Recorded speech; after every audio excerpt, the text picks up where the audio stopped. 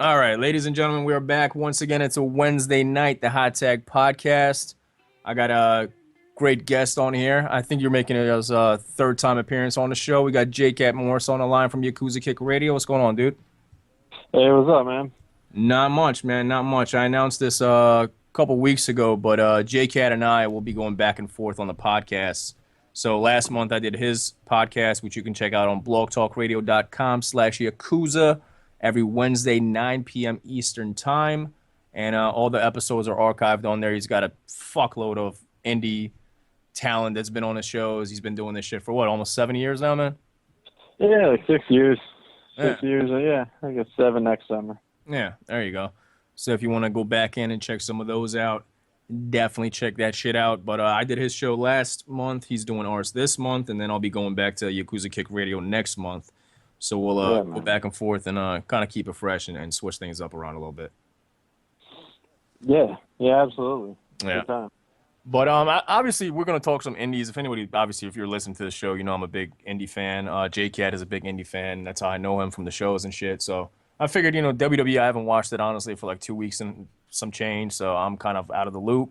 The only thing I know is pretty much all the shows that I've gone to are the indies. So we'll talk some indies. If you hate the indies, well, go fuck yourself. You can, I don't know, fast forward for the next hour or so. I don't recommend it because it'll probably be amazing, but, it is what it is. We're going to enlighten you on some indies. But, JK, we were talking about this a little earlier, man. Indies right now, right? Like as far as, like, the actual professional wrestling, I'd like to think it's been better than it was the last, like, 5-6 years. It's not the best it's ever been, but it's getting better. But as far as the crowds, I mean, you recently stopped going to shows, but you kind of saw the crowds start to decline a little bit, right? Yeah. I mean, they definitely declined. I think there's a lot of contributing factors. I mean, as far as the GCW thing, that's a whole separate situation. I think they run with, like, the brain of, like, a chimpanzee. Like, they don't make smart decisions. They do a ton of dumb shit, running pretty much against SummerSlam. SummerSlam was close enough to be traveled to, and then they ran it in a time where you would never make SummerSlam. So they pretty much competed against SummerSlam as a wrestling company, which is, I think, the dumbest thing you can ever do. And then second week of football season, we'll just go ahead and kick a, middle of the day on a Sunday show off and see how that goes. And it both went exactly as you would expect it to go. So, I mean, those have declined. I guess CZW shows has been somewhat down, but they have their shows where they still draw pretty big houses. I guess it depends. I think at the Indies, the biggest problem is now is, I mean, there's so many fish in the water. I mean, a lot of companies out there putting a lot of quality product on. Yeah, definitely. But I mean, even CZW, let's say like Cage of Death or Tournament of Death, the crowds that they draw now is not nearly as large as it used to be 10 years ago. You know what I mean? Like back in the day, for Cage of Death, like they would literally sell out the fucking arena. Nowadays, if they fill like half the Voorhees skate zone, and like, holy shit, we got 500 people in here. Yeah. It's just not the same. The arena drew a bigger house as is. I think that you had a lot of walk-up guys. You had some people that would take public transportation there. You had a lot of, different stuff like that. And they drew a bunch off of that, just like in the neighborhood people. I knew, like, when they left the arena, there were a lot of people that I knew that were going regularly. They were like, I guess you won't see me anymore because they can't just hop on the bus and get there. And that might factor in. The CZW is not the same as it used to be either. So, I mean, there's that. Right. Cage of Death used to just be a no-lose show. And now it's hit and miss. I mean, you're going to get some entertainment out of Cage of Death, no question about it. But it's not quite as a blockbuster show as it used to be, at least not always. Yeah, I think even with the Tournament of Death, man, Tournament of Death, I mean, it's always going to be a good show. It's always a fun show, obviously. Anytime you get a bunch of light tubes and barbed wire and thunder, it's going to be fun. But, the last one that I went to in person that I thought was actually a great tournament was the one where they brought Jun Kasayan. And ever since then, it's been all right, but it's not the same, I like this past one, minus getting my arm slashed open. I thought it was pretty fantastic. That, I don't know, that lessened my enjoyment a little bit. I don't know if you can blame me, but just made like the day not as successful for me. But Well, yeah. I mean, it's pretty good. Yeah, I remember you walked up to me and we were talking and I saw you had the fucking arm wrapped up and I thought like it was like a little gash. You open it up, I'm like, oh shit, dude, you need stitches. That's fucking, you got fucking cut, That's like way worse than Del Rio. His cut was like, that shit would look like a fucking pussy, man. That shit was just wide open, spread wide open. Yeah, damn sure was. Yeah. But let's well, I brought up the crowd for this reason because ICW. How familiar are you with ICW? Not really much. I mean, I've heard things about them through the years. I'm really not that familiar with New York indie promotions. Right. I know of them. I've heard of them, but I don't know much of what matches have gone on and seen a whole lot of it. Yeah, but well, I mean, it was very similar to like a Ring of Honor and Jersey All Pro. Same talent, right? Same exact people. Around those times, Right. It was the same guys traveling back and forth between Jersey, Philly, and New York. So it was basically the same kind of promotion. But they used to draw big houses. Now they recently had a show on what was it on Friday? I guess Saturday, whatever it was. Saturday. Anyway, yeah. Anyway. I guess it was their last show, and they're rebranding themselves as like the new generation of wrestling or whatever the fuck. So essentially, they're out with the old and in with the new, and they're trying to get rid of guys like low key. This is just my opinion. I'm not saying I don't know anything. This is speculation. This is just what I'm going off of. But guys like low key Homicide, it seems like they're kind of withdrawing from guys like that, and they're trying to put on local Jersey guys that might not be known, that might be cheaper, obviously. But their last card, I mean, it was pretty fucking stacked with talent. I mean, Teddy Hart didn't make it. So that's some money. But I know Sabu for a fact. I mean, you know Sabu probably costs a nice penny, right? That dude's not coming in for fucking $300. Yeah, I'd imagine. Yeah, so that dude's probably like I don't even want to put a number because I don't know, but I'm guessing he's probably a nice chunk of change. They got a guy like Trevor Lee coming in from fucking TNA, which that boosts up his price. Yeah. They got I guess. TNA's in debt now. I drive his price down a little bit for all I know. That's true. Well, at least it's on TV. That's okay, something. There you go. But fucking Trevor Lee, you got Homicide, which he was a loyal guy to ICW. He was always around him, low key. Dirty Rotten Scoundrel, SAT, all those guys were around. So, maybe he worked something out with them. But there was a lot of people on that card that I was like, oh shit, like they put a lot of money into this. And was Loki on the card? Because I know, like, I saw something where like Loki was advertised against Sami Callihan, but then like also in Pennsylvania, Sami was advertised against Rhino. So it was like, unless he cloned himself, one of those things weren't happening. I think it was an ICW. But was Loki on the show? I don't think so. I mean, I wasn't at the show, but I didn't see any pictures or any video clips or anything of Loki. Okay. But I know Sami Callihan was at House of Hardcore in Pittsburgh, so he definitely wasn't at the show from what I can remember. Right.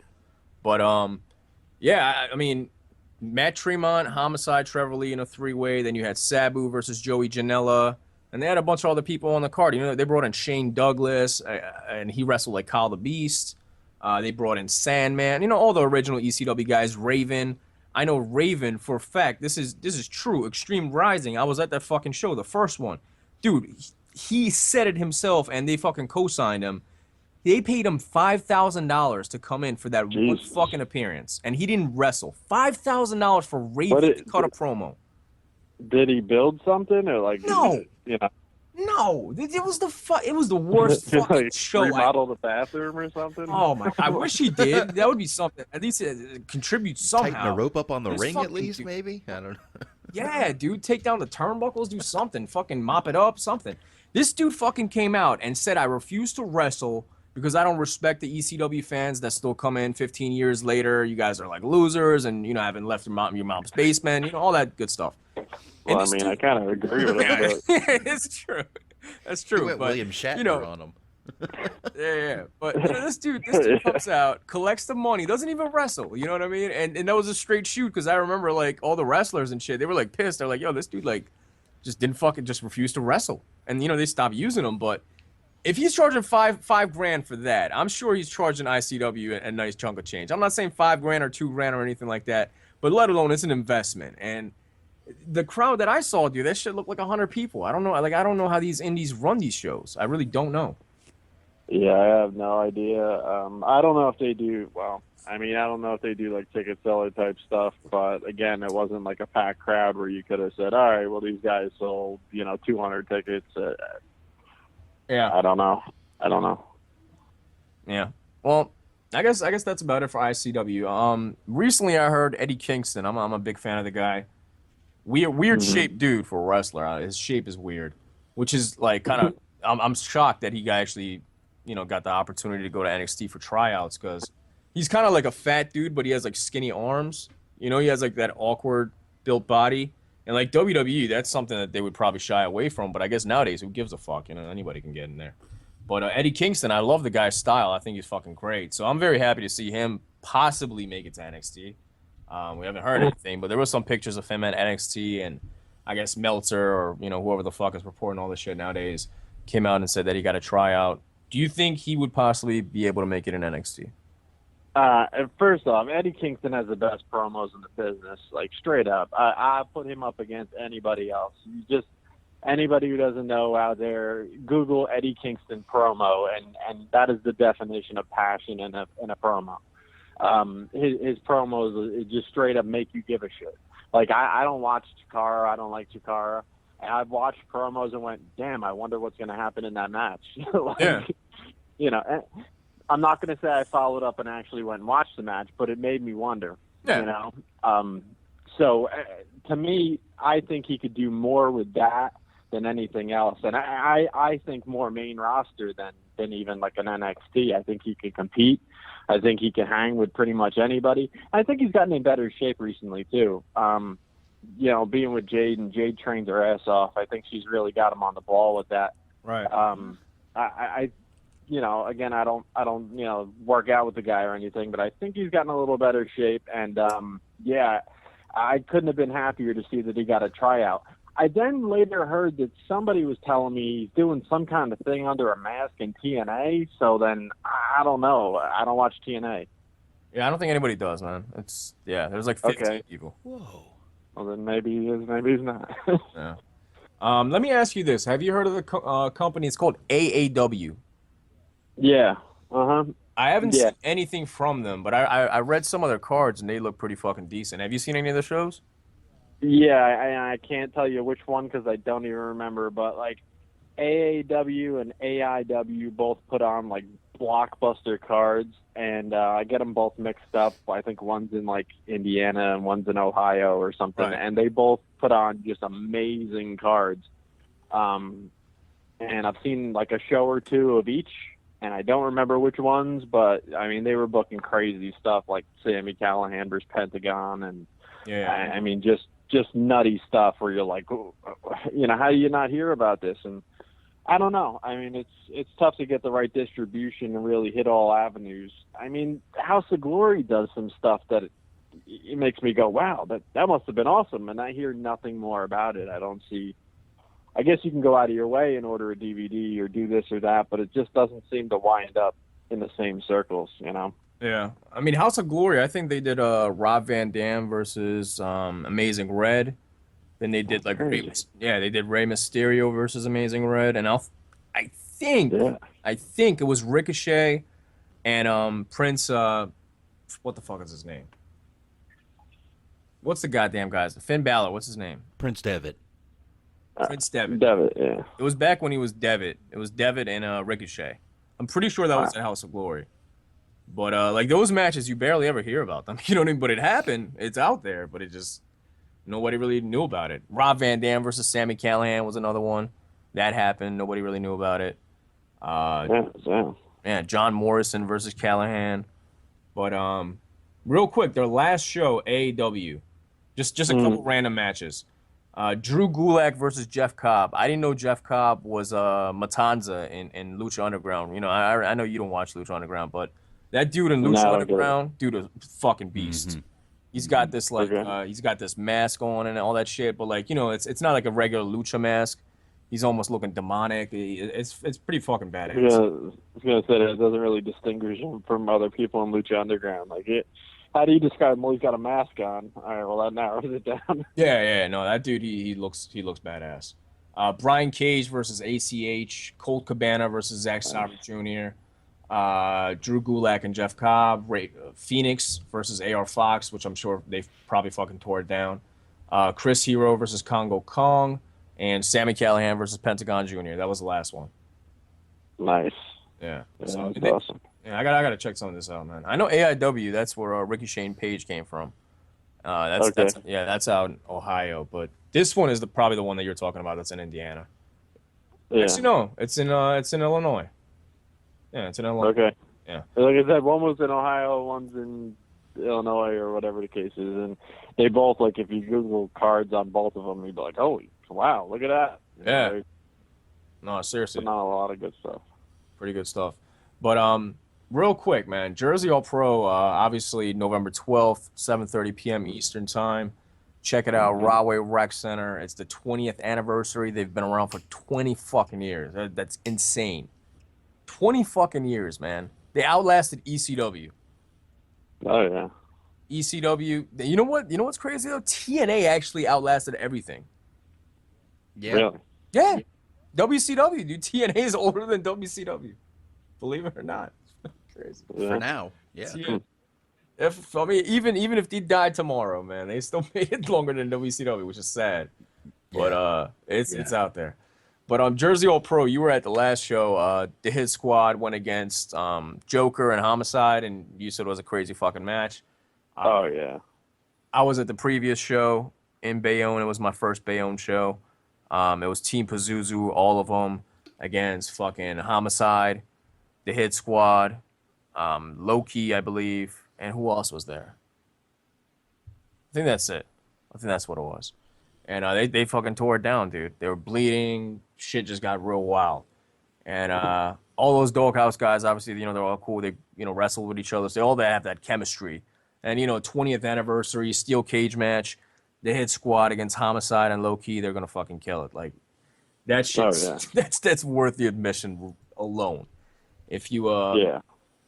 if you're into old Jersey All Pro and Blood is Better Days, I think this is gonna be one of those type of matches.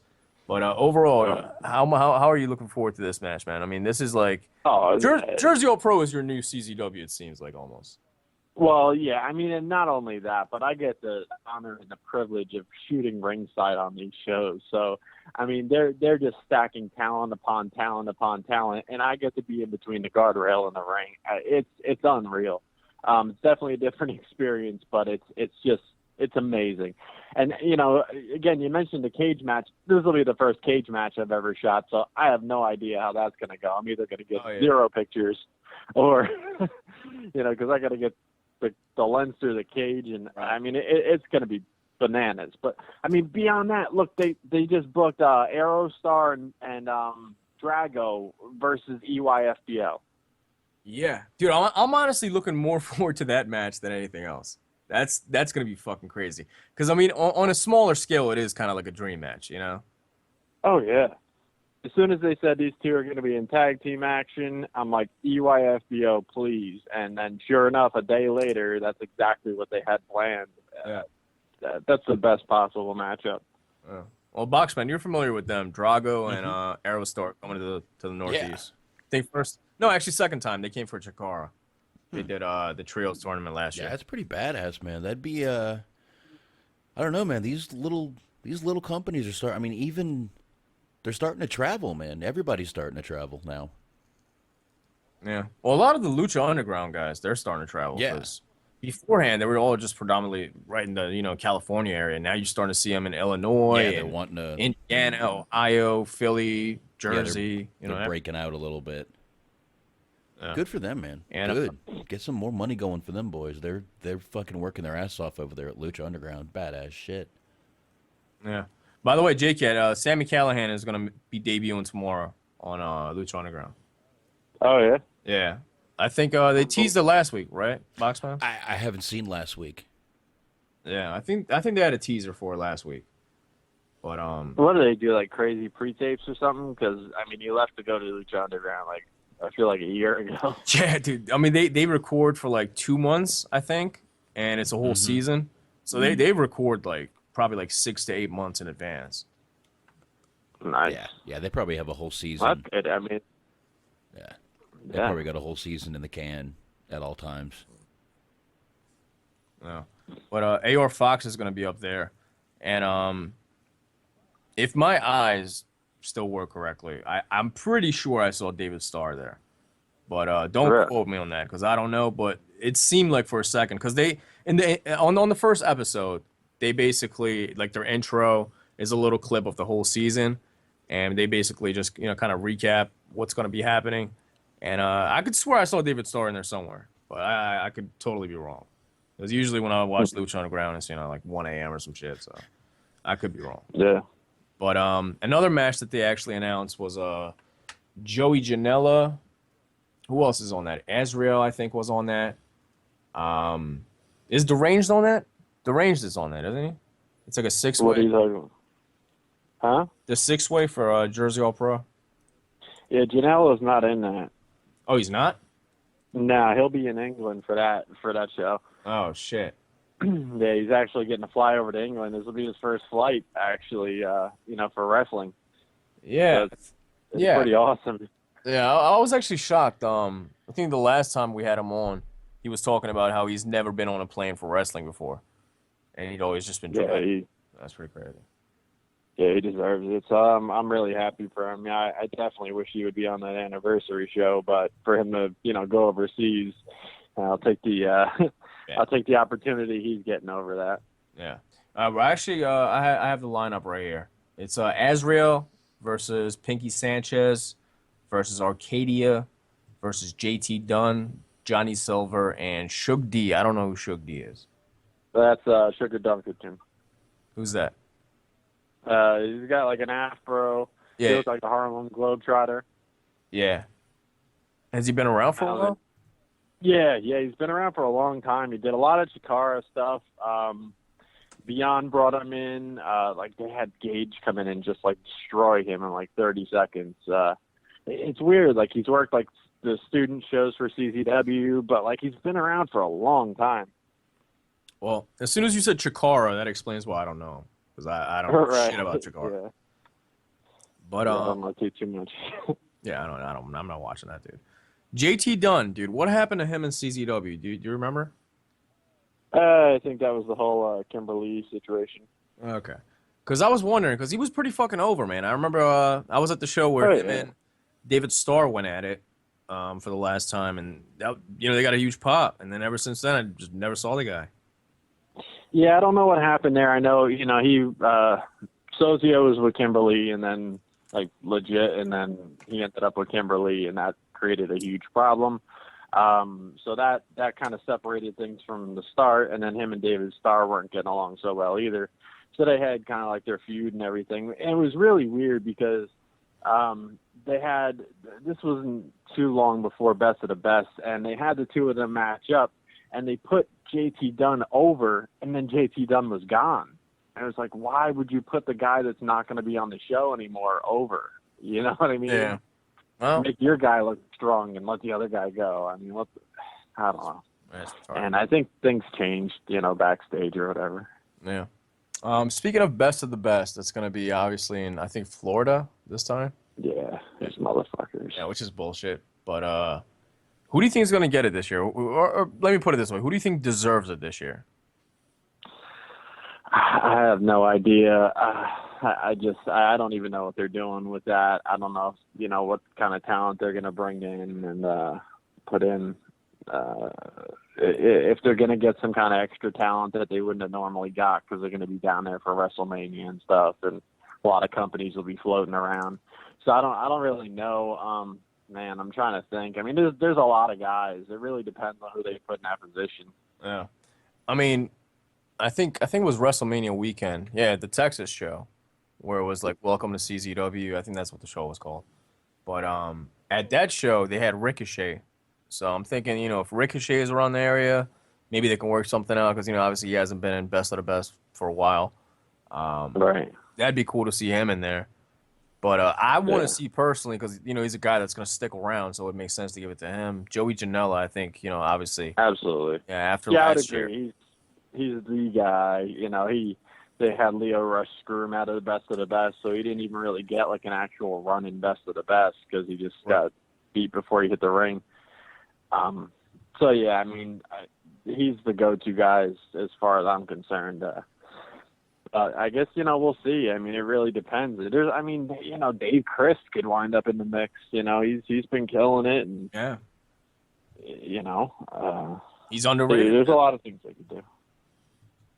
Dave Crist is definitely underrated. You know what? And another guy that actually CZW has used twice in the last 6 months, I'd say, probably.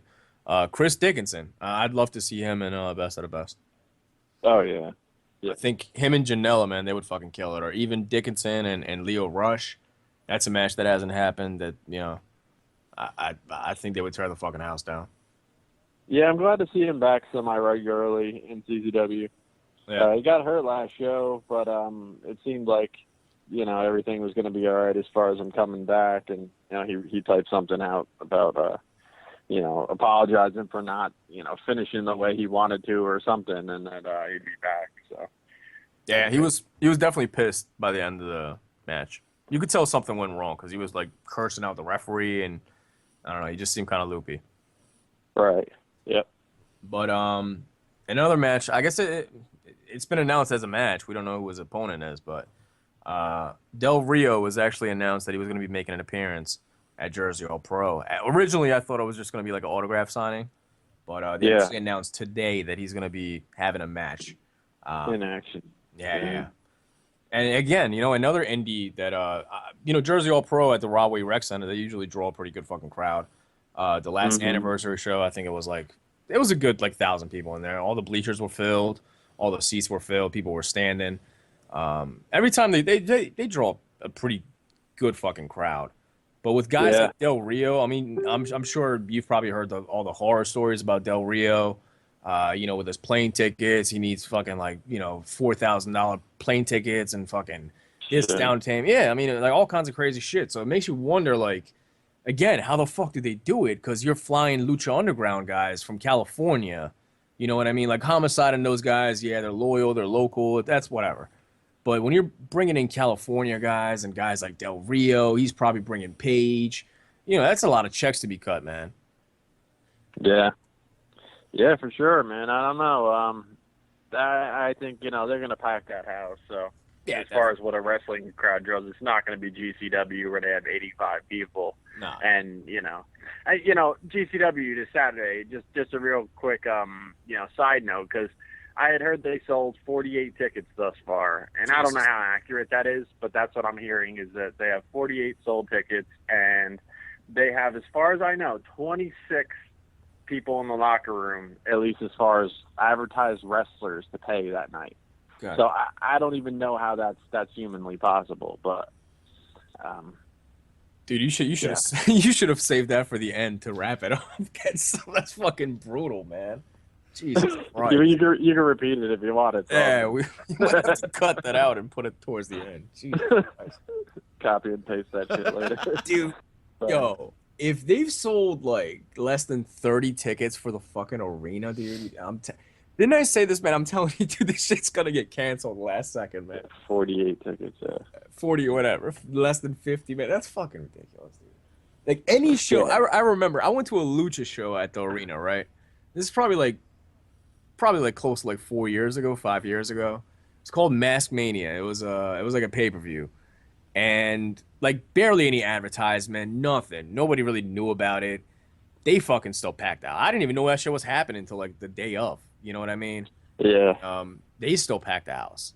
So I don't know, man. Anybody that's been at the arena has probably done decent. I remember when Jersey All Pro was doing the arena, they didn't really draw many people, which is probably why they stopped going to the arena. But even Chikara, I never really watched it, but I've seen clips and there's a decent amount of people at the arena. Even CZW when they go back. I remember I think it was the 14th anniversary show, maybe?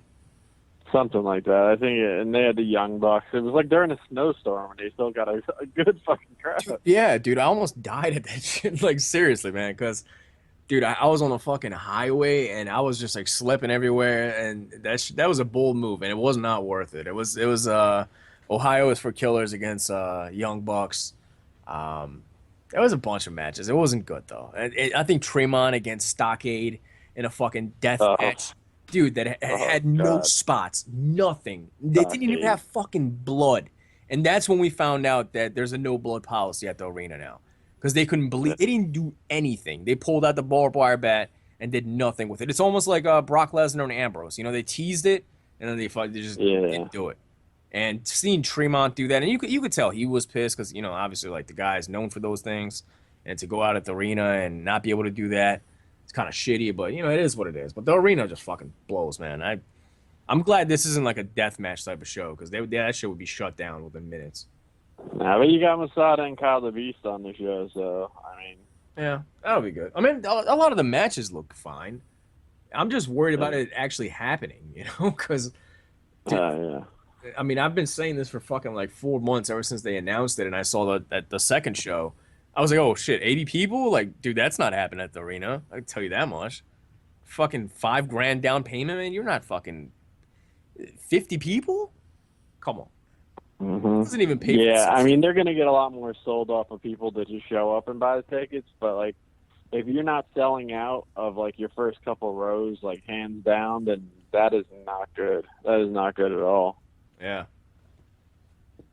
I don't know. Usually, and you know, another thing, and I'm just, you know, playing devil's advocate here and trying to give them the benefit of the doubt, but, you know, the last couple of shows, either there's been no shows like Zandig and Chris Dickinson, or, you know, however you want to put it, and at the same time, it's been situations where, you know, a lot of shit happened and false advertisement, pretty much. You know what I mean?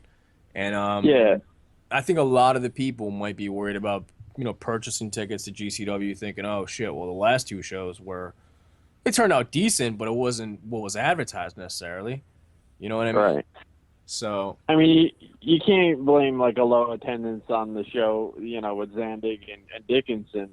You know, you can't blame the attendance on that because as far as the fans knew, they were both there. Like, they didn't announce that, hey, the guys aren't going to be here. So they drew 80 with the people thinking those guys were going to be there. Dude, I honestly think they can draw a couple hundred people if they just stop putting it on Sundays, like mid-afternoon. Because like SummerSlam, like you said, dude, that was just fucking retarded. Like, why would you do that? You're doing a show at 3 p.m. that starts at 4 p.m. and SummerSlam is starting at like what, 5 or 6? You know, like, come on, why would anybody do that? I live like 45 minutes away, and when I got home, you know, I was a couple matches into SummerSlam, which was no big deal to me, but surely if I had tickets to the thing, that wouldn't have been as cool, you know? Dude, I live like 2 hours away from that shit. By the time I got home, SummerSlam was almost over, you know? Yeah. Uh-huh. And then, you know, the second show, like you said, football season. I'm personally not into football, but I know like you are, and if you were still going to shows, you probably wouldn't go to the show because of the football. And I'm sure there's a lot of people like that, so... I don't know, man. If they start doing Saturday shows, I mean, I love the venue. The venue's fine. I think they have a good roster. It's just like, I don't know, the timing. You know what, though? I'll tell you what, though, because I think they really banked on something that they didn't even have like a grasp on. The thing is they booked a big show with the Tournament of Survival, and they got like whatever that crowd was. That was a big crowd, right? So they packed the shit.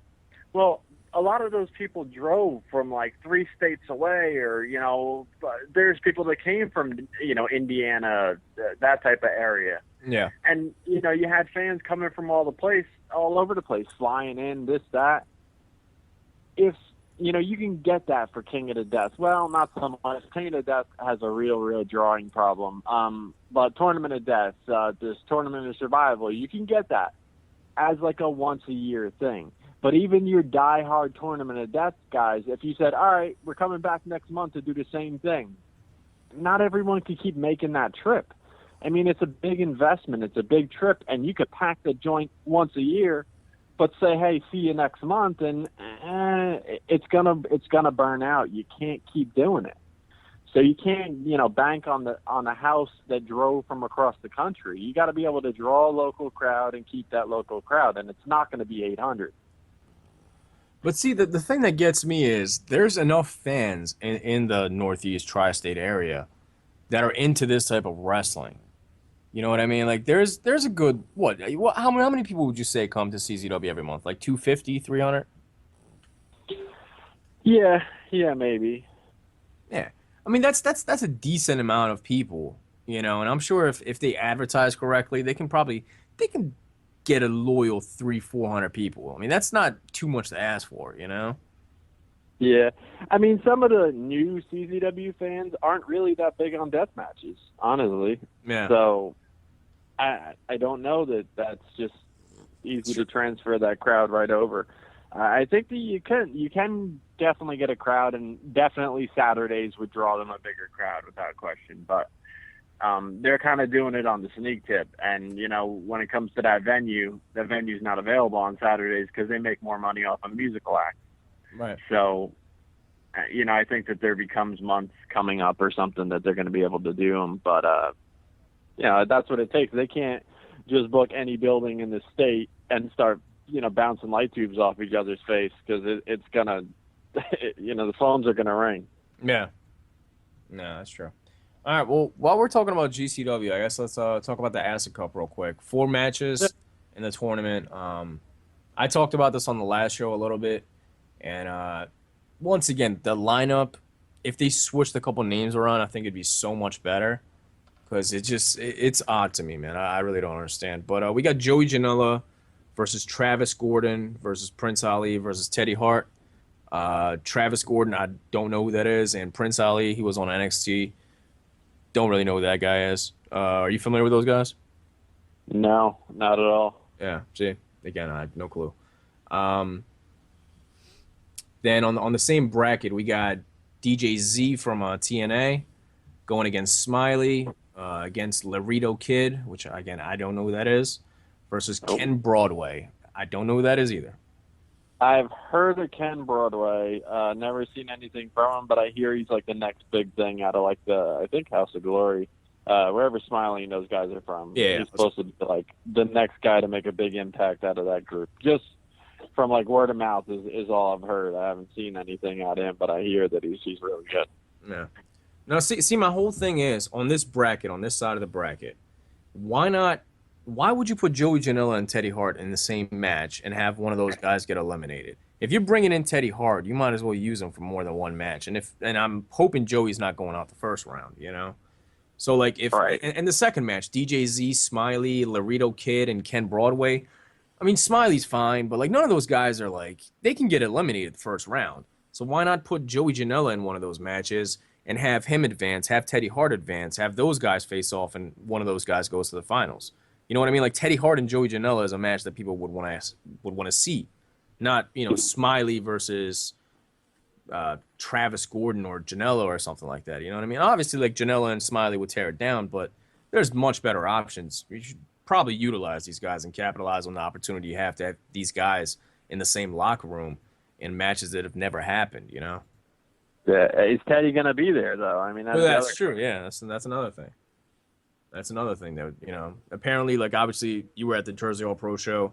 I think he injured his ankle or something, but he was doing autograph signings, I guess. Yeah, he was there, you know, doing autograph signings, and, you know, with his cat over there at the merch table, I barely looked at him, but yeah, no announcements, no speech in the ring, no nothing at all. Just he was over there, and you know, he didn't want a no-show, so he showed up to at least do that. Yeah. And you know, I mean, he was supposed to be on that ICW show. He wasn't on that. And now we're talking about a tournament. And I don't know. I mean, he's got to be in pretty good shape. I would think you'd have to suspend disbelief to a certain extent to say, hey, maybe this guy could advance. I mean, if you know he's dragging himself into the building, how are the fans supposed to believe that Teddy Hart's going to go win the thing? Yeah, but, you know, at the same time, I mean, I'm one of those fans. I'm fine with it, dude. I don't care. I mean, you gotta take in perspective the fact that you got, you know, front row, you got the dude with the rubber chicken, and, you know, like all this shit's going on at the same time. So it's like, all right, well, you know, I know where I'm at. Like, it's fucking wrestling, right. you know. It's like, yeah. I don't take it too seriously, but I think Joey Janela and Teddy Hart should not be in the same match. I'd like to see those guys in the semifinals go against each other, and I'd probably have Teddy Hart advance and go against Homicide. I think that's the match that would make the most sense because those guys at least knew Trent. A lot of these people, they probably never met Trent.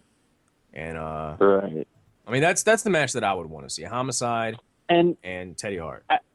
Yeah, I mean, and that sounds great, but I mean, a couple of things to that matchup is, yeah, that's awesome, but in the same token, Teddy Hart missed his past 2 bookings as far as wrestling, so now he's going to come in and he's going to work 3 matches on Saturday. I'm going to doubt that happens. Yeah. But I mean, hopefully that's wrong. The other thing is it's kind of still in Jersey All Pros matchup. I mean, not that they can't work that matchup anywhere else, but that is kind of their match. Yeah, and, it's the blood. If they weren't working this cage match on the anniversary show, I'd almost guarantee that would be the match that they would put on. Because that was such a big match, and they're bound to revisit it at some point. So I mean, they steal that over to the finals. Could be done. It's not the end of the world, but surely isn't their idea. Yeah. No, I mean, that is like the one standout feud in Jersey All Pro is obviously, Homicide and Teddy Hart. But sure. On the other side of the bracket, once again, I don't think these guys should be in the same match. Homicide and B-Boy, I'd like to see both of those guys advance to the semifinals and have Homicide go against B-Boy. But unfortunately, you don't have that. You have Homicide versus B-Boy versus Human Tornado versus Arcadia. I'm guessing Homicide is probably going to advance. Yeah. I mean, I was really looking forward to seeing Human Tornado tear it up and maybe get some good work out of him. That dude was really, really entertaining. He had whatever kind of shit going on for a while, and now he's back around. So yeah, I was hoping to see something out of him. I mean, yeah, Homicide should definitely go forward. I mean, Homicide should be in the finals, regardless of who they put him up against. I think he should be in the finals and probably just win it. Man, yeah, I'm guessing. Yeah, I'm guessing they're gonna do Janela versus Homicide finals. Yeah. Or even a Janela winning it would be great, because Janela is has a lot of similarities to Trent. Really looked up to Trent, and it would be a nice passing of the torch kind of deal, even though he's kind of passing it to himself. It's not like anyone else is doing it, but it would be a nice homage. You know what I mean? And to go to the finals and do that. And GCW is big on Joey to begin with, so it's kind of more like a likely scenario. So yeah, I wouldn't mind seeing that. Yeah, I'd be all right with it. I don't know. I mean, there's a lot about this whole thing I don't like. I mean, the 16-man tournament it's cool because you get a lot of people in it, but in the same token, when you break them down on 4 ways and you go from 16 guys to 4 guys, I mean, I know financially that's better for you. IWA did the same thing with King of the Death. Yeah. And it's, now you're only paying 4 guys more than once, like as far as working more than one match. Right. So, I mean, I guess that does benefit, financially, rather than paying, 6 guys for 2 rounds, but in the same token, it's a pretty drastic jump from having 16 guys in it to now there's 4 guys in it, and then you get a lot of guys that are lost in the shuffle. Dude, honestly, you can just cut this tournament in half and just eliminate, pretty much 8 of these guys. Yeah. Seriously, I mean, Joey Janela and Teddy Hart, that's fine. Travis Gordon, Prince Ali, they can just go. That's 2 people gone. DJ Z and Smiley should have been the next match. Laredo Kid and Broadway, they could have been gone. That's 4 people. Homicide versus B-Boy could have been 1. Arcadia could have left. That's fine. That's 5 people. And then you could have just had Human Tornado against Pinky Sanchez. And then that would leave out Steve Scott, Drew Blood, and Matt McIntosh. That would make 8 people you don't have to pay. Yeah. You could have had actual matches. But it's crazy. Well, I mean, what did they put in with that qualifying show at the Date of Destiny? Will they put in 4 guys? I guess, yeah. Teddy Hart, Drew Blood, Matt McIntosh, and Steve Scott.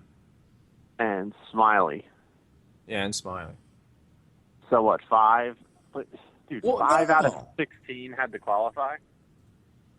Wait, hold on a sec. Because Matt McIntosh, he faced Steve Scott at that show, so they both advanced for some reason. Steve Scott's in it? Yeah. Yeah, Steve Scott, Matt McIntosh, Pinky Sanchez, and Drew Blood. Huh. Which makes no sense. I don't know. That's weird. But another match that they could have just eliminated half the people. Blackout, the Hit Squad against, I don't know these guys. You know these guys. Private Party. Yeah. And Nation of Intoxication. Yeah. You know, it's tough. This is the thing with this tribute show situation. You know, Dev was really close to Trent, so you know Dev should be on the show. In the same token, I mean, as far as just great matchups, I mean, your best matchup is probably Private Party versus Hit Squad. And, you know, again, Ruckus is another guy. Robbie's another guy. Super close to Trent. They should be on the show somewhere. But, again, that's a 4-team tag match. So you got that. You got Kyle Beast and Masada, and then you have 16 guys in the tournament. That's 26 guys you're paying. Yeah. I don't know if there's any other matches, but that's a lot of guys to be paying for no reason. Yeah. Like, there was no reason they needed to do 4 teams in a tag match as well as a tournament. What is that? Yeah, or 16 people in a fucking tournament. It wasn't necessary. Yeah, 26 people. Yeah, that's way too many people. That's half the amount of fans that bought tickets, man. It's fucking crazy. The locker room outnumbers the fucking dude, that's not a good sign, man.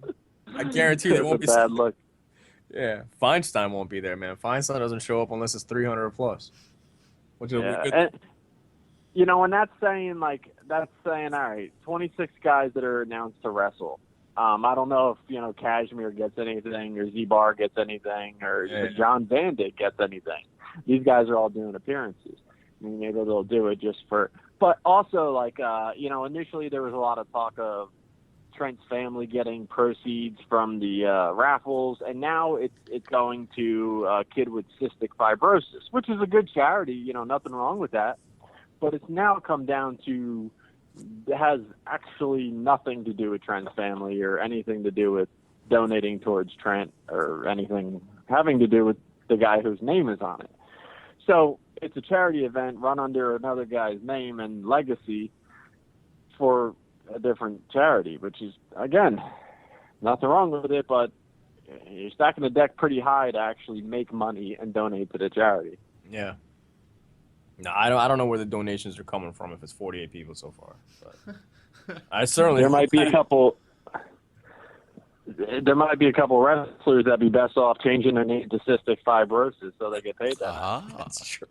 That's true. Fuck. But real caught me off guard. But real quick, man, are you familiar with James Ellsworth? Yeah. Can you tell me why the fuck some people on your page are saying that he's better than Daniel Bryan? I wanted to quit fucking I wanted to quit watching wrestling when I saw that shit. I was like, do I just delete this fucking page? I like these guys, but I can't read stuff like this anymore. I have no room in my life or tolerance for shit where people just like, yeah, he's way better than Daniel Bryan. Like, I don't think that person needs to be around. Yeah, I think a lot of those guys are trolling though. That was Mick Cena. No, they're definitely. Yeah, that was Mick Cena. Yeah, they're posted that. Yeah, I know. He's look. Shaheen doesn't like Ellsworth at all. I think the guy is entertaining. He's funny. He's an indie guy who's now getting a lot of fucking fame. Let the guy make money while he can because it won't last long. Is there a difference between him and Colin Delaney? No, he's worse. Same deal, right? Yeah, he's worse though. Let the guy make the money while he can. Like I said, it's not going to last long. Just let it go.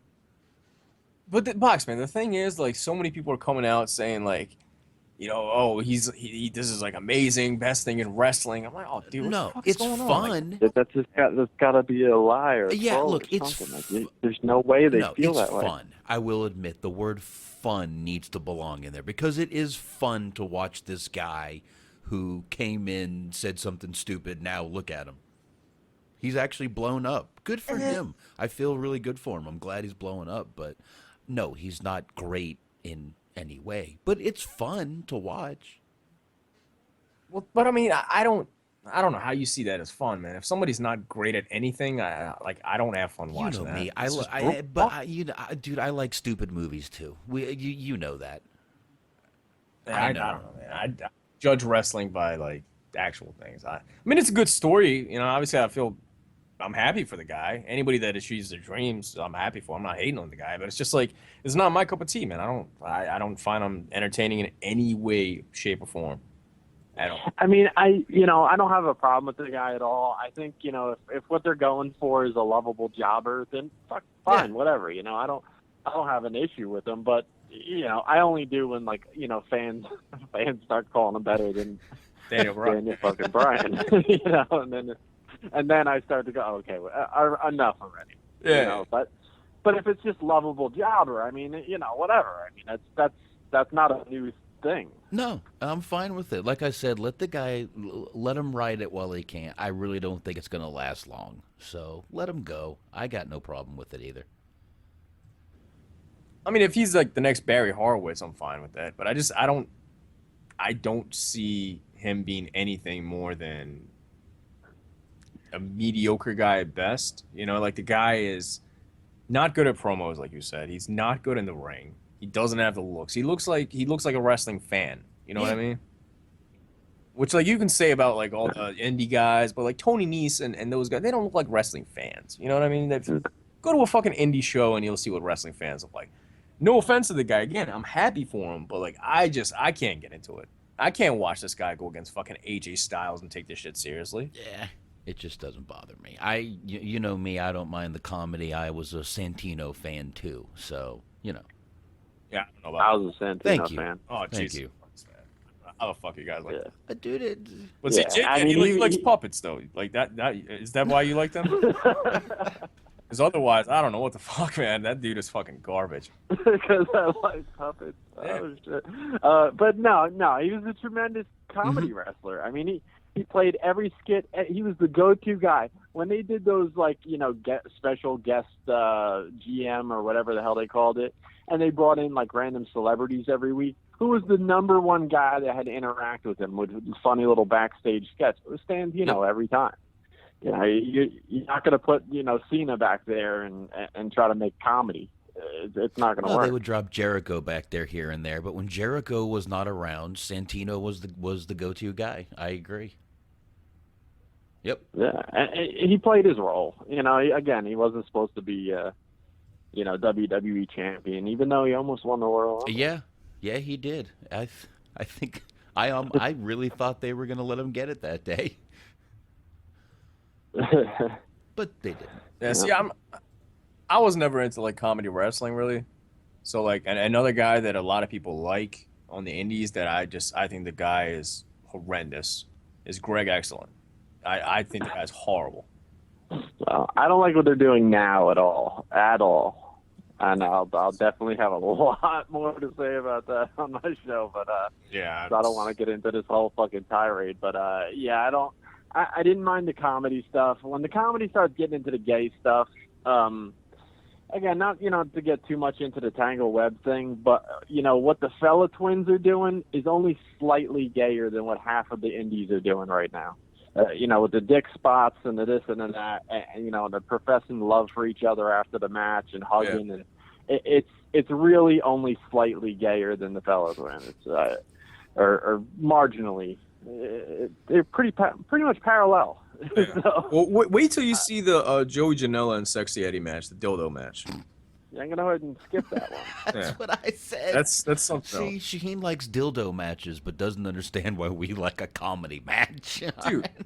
Dude, the fucking that could have stole the show. You got Sexy Eddie and Joey Janela, and you fucking throw a dildo in the middle of the ring.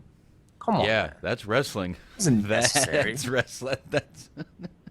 Dude, I'm outside by my car, right? Because there's a shitty match going on. I honestly don't know what match it was, but it was probably like Greg Excellent or something like that. But I walked out. I'm sitting outside, and Joey Janela walks by, and I was like, "Dude, what the fuck was with the dildo?" He was like, "Oh, you didn't like the match? That was fun."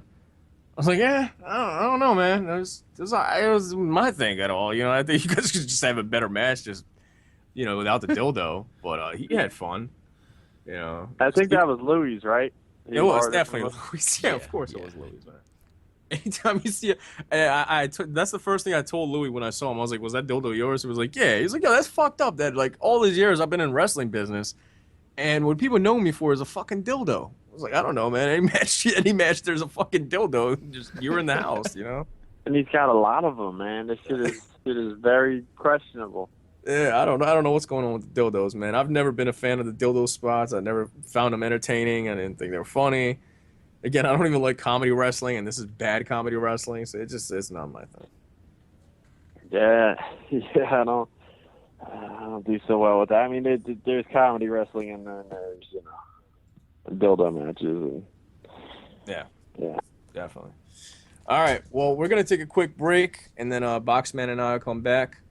J-Cat, thank you so much for joining us. Check out J-Cat. Anytime. Absolutely, man. Every Wednesday, 9 p.m. Eastern Time, blogtalkradio.com/Yakuza. Check out Yakuza Kick Radio. Definitely check out the archives. I'm still listening to some of the old interviews. He's got a fuck ton of them. If you're into the indies, every fucking wrestler's been on there. J-Cat, why don't you go ahead and name a couple off the top of your head that you've interviewed? Shit, I don't know.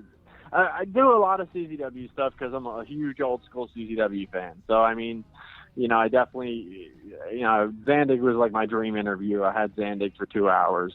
I had Nick Mondo. I had John Dahmer. Justice Payne back in the day. I had him. I've had Eddie Kingston a bunch of times. Chris Hero. Wuhan Nation. Rich Swann. Let's go with the WWE guys. That's cool stuff. Drew Gulak, Homicide. Yeah. I mean, the list goes on and on, man. I had so many, and I lose track of who I had. Sometimes I'm like, oh shit, I had them on the show, and they're on my TV now. Yeah, I think another couple of guys was Ian Rotten, and definitely check out his interview with Fat Frank. It's I think it's like one of the only interviews out there with Fat Frank, and Boxman obviously knows I've been, a big Fat Frank fan for as long as we've been doing the show before he passed away. But that was a great fucking interview with him. If you're not familiar with Fat Frank, Jersey All Pro, check that interview out. The shit's amazing. But once again, thank you for coming on. Next month I'll be on his show. And absolutely. All right, we'll be back. Yeah. Thank you. Good night. Yep.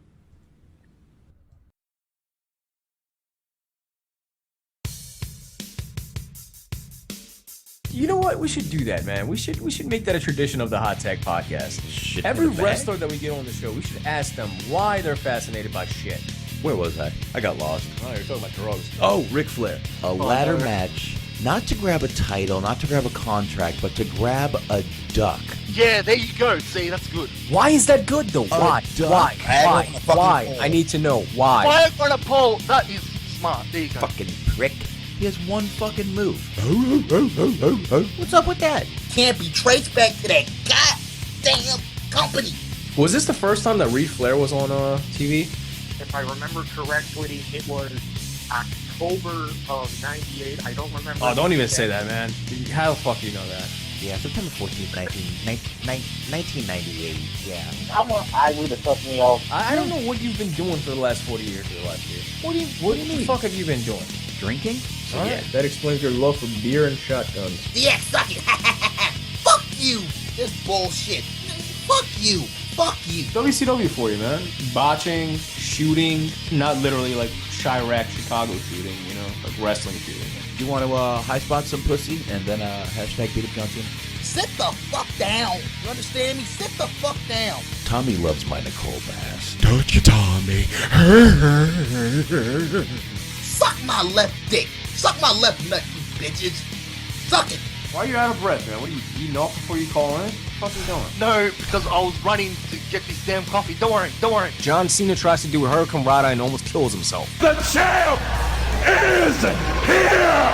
I just threw up in my mouth a little bit. Sit the fuck down. You understand me? Sit the fuck down. WWE.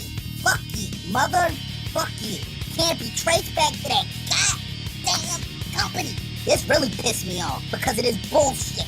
Vince Russo, of all people, Vince Russo is full of shit. Suck my left dick. Suck my left nut, you bitches. Suck it. Yeah, suck it. THT Podcast, live Wednesdays, 9:30 p.m. Eastern Time, right here on Mixlr.com/THT Podcast. Subscribe to us on iTunes, Stitcher Radio, YouTube, and TuneIn Radio. All right, and we are back, and we are dedicated as ever because we are not watching the debate, and we are doing this goddamn show for you, motherfucker. God damn, that shit is horrifying, dude. Anyway, Which, horrifying. Since we're so dedicated, why don't you go ahead and be kind enough to leave us a goddamn review on iTunes or Stitcher or anywhere else for that matter, wherever you may find good podcasts. You can find us on iTunes, Stitcher Radio, Google Play, YouTube, TuneIn Radio, obviously Mixlr. You can listen to us every Wednesday, mixlr.com/THT podcast. Follow us on Facebook and Twitter. The Facebook page is pretty fucking dope. If you want to go check that out, you can converse with us, leave some topics, any questions, wrestling news, whatever you want, as long as it's nothing weird. Facebook.com/groups/THT podcast. I was going to say THT Boxman. I don't know. It's /group/THT podcast, not Boxman. But speaking of Boxman, as always, I am joined alongside with Boxman. What's up, dude? That's right. What's going on, man? Nothing, man. Kicking it like a motherfucking G. Yeah. I just got certified. I got the stamp on my back. There it is. You know what? I don't have it. You don't have the stamp yet, dude? No. Oh, man. dude, we got to get you the certified G stamp, dude. What the fuck are you doing? I don't know. Kids and shit, bro. Dude, I thought you were out in Texas hanging and banging with the fucking shotgun, stomping on the fucking corners, man. No? No, it's just me by myself. I thought Boxman had the shotgun pulled out on the back blocks, dude. What happened? No, man. Oh, Jesus. All right, well, that just got depressing. Shotgun's reserved for crazy clowns now. Bro. Oh, dude, I saw this clip on World Star Hip Hop. There was this one black dude, right? Same clip that you saw? Probably, where the clown suddenly turns into the littlest bitch in the world. Right, but it seems kind of fake, though, right? Like, it's probably fake. It did seem a little fake. I couldn't tell if it was staged or not. But, dude, this guy's balls dropped as soon as he fucking pulled out the pistol on him. See, let me draw a scenario for you guys. Is this dude riding around with his girlfriend, ironically enough, talking about clowns? And then what do you know? A second later, a fucking clown pops up, which made it seem like it was staged, unless they had seen the clown and they spun the block and came back and wanted to get him on the second way out. But they basically started calling him out, and the guy turned around, the guy being the clown, with it looked like a toy knife, and started jumping at him and started running towards them. And then the dude in the driver's seat pulled out the pistol, and the guy all of a sudden started running. Which, can you blame the guy? They pull out a pistol on you. It's a life decision. You gotta. I hope you make the right one. That wasn't just a pistol. That was a .40 caliber. Yeah. Right? That was a big fucking gun, dude. Yeah, it'll pull fucking ball through you. Yeah, I mean, I carry a 9mm, which is like not half that size, about a little smaller than that. Yeah. But that's a .40. That thing will put a fucking hole in you. That's a .40 cal. Yeah. That's a nice gun, though. I like that. I like that chrome. I like the chrome. I bet it is, man. I don't know shit about guns, but yo, are clowns taking over Texas? Because I mean, around here, it seems like, at least in the suburbs, anyway, in the Philadelphia area, it seems like there's a lot of threats going on with the clowns, but I haven't seen any. I don't see them. Not that I want to see them. I mean, unless it's a female. I feel about female clowns, but men clowns, stay the fuck away from me, man. I don't want a gun, so please let me be.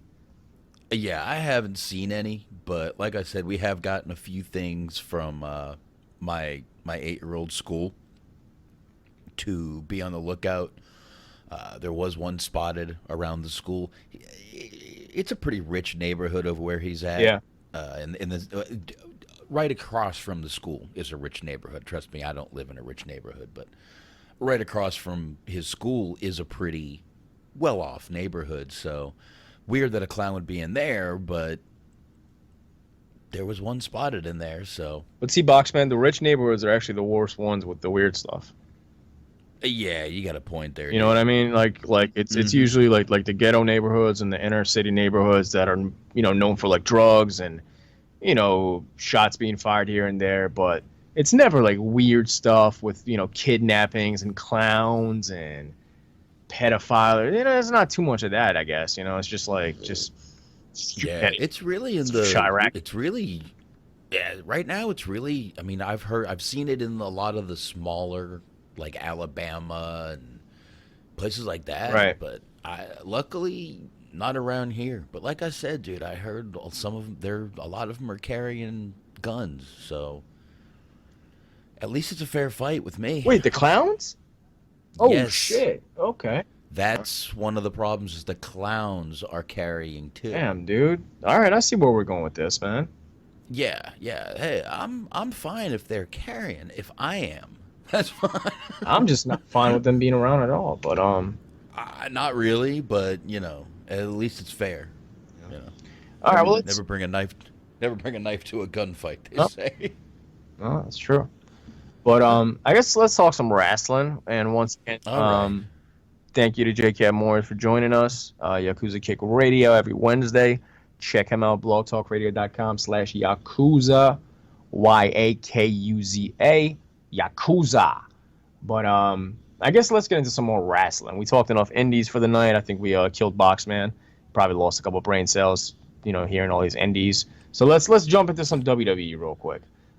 Bubba Ray Dudley on Twitter said, how about Tuesday night on #SmackDown Live with a couple cute emojis. Am I the only person that doesn't use emojis, by the way? I don't really understand it. I don't use them a lot, but sometimes they're easy. Yeah, I don't think I've ever used one. But I definitely see this happening just for the simple fact that Devon is now part of the producers team. So I guess he's producing for WWE. I did not know that.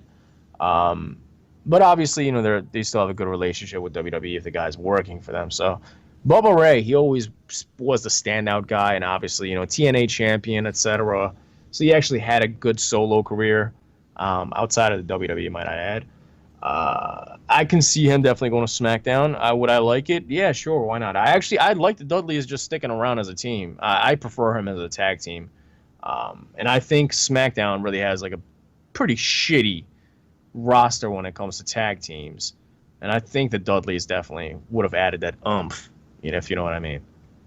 Ooh. The oomph, and make them say, Let me take a shit. Yeah. Oh, take a shit. that hurts my stomach. Oh, it hurts my stomach. Hurts your stomach. What make them say, Oh, it makes me have to take a shit. Well, you know that's a Master P song, right? I remember it. Do you think he almost took a shit every time he performed that? Yeah. It had to make probably. There may have been a time where he ate something, and he might have. There may have been a time where he pulled the CM Punk and shat himself. Yeah, the old Steve Austin. Fact. Facts. Yeah. But how do you feel about Bubba Ray Dudley going back to WWE? As if he left for more than a month.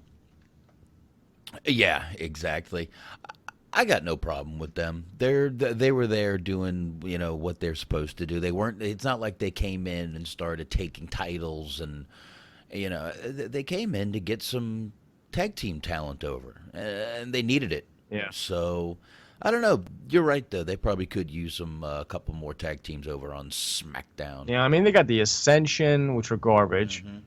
They got the Hype Dudes, the Hype Bros, garbage. Yep.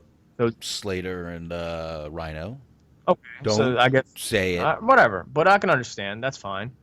Usos, that's fine. Yeah. New Usos, the heel. I have Usos. not seen them as heels yet. I should probably. I like heel Usos coming down, different music, no paint, jeans, fucking white tank tops. Yeah, I like that. Oh, really? See, I wouldn't dig that, dude. I like their outfits. They changed it to jeans? Basically, they're just coming down just like two dudes looking to kick ass, which I thought they should have been coming down like that. No. Come on, man. Dude, do you really need to be in wrestling? Yes, it's fucking wrestling. I hate jeans. I hate wrestling. So lazy, dude. It's so fucking lazy. It only works with a few people. Like Dean Ambrose is fine. Raven, it made sense. Raven looked like a dude that fucking hung out at the train stations all night. You know what I mean? Like that he fit in. That made sense. Usos, it kind of makes sense, but I don't know. I'm not used to Samoans walking out. They're usually coming out in traditional gear. You know what I mean? They usually have some kind of Samoan pattern on some kind of tights, whatever.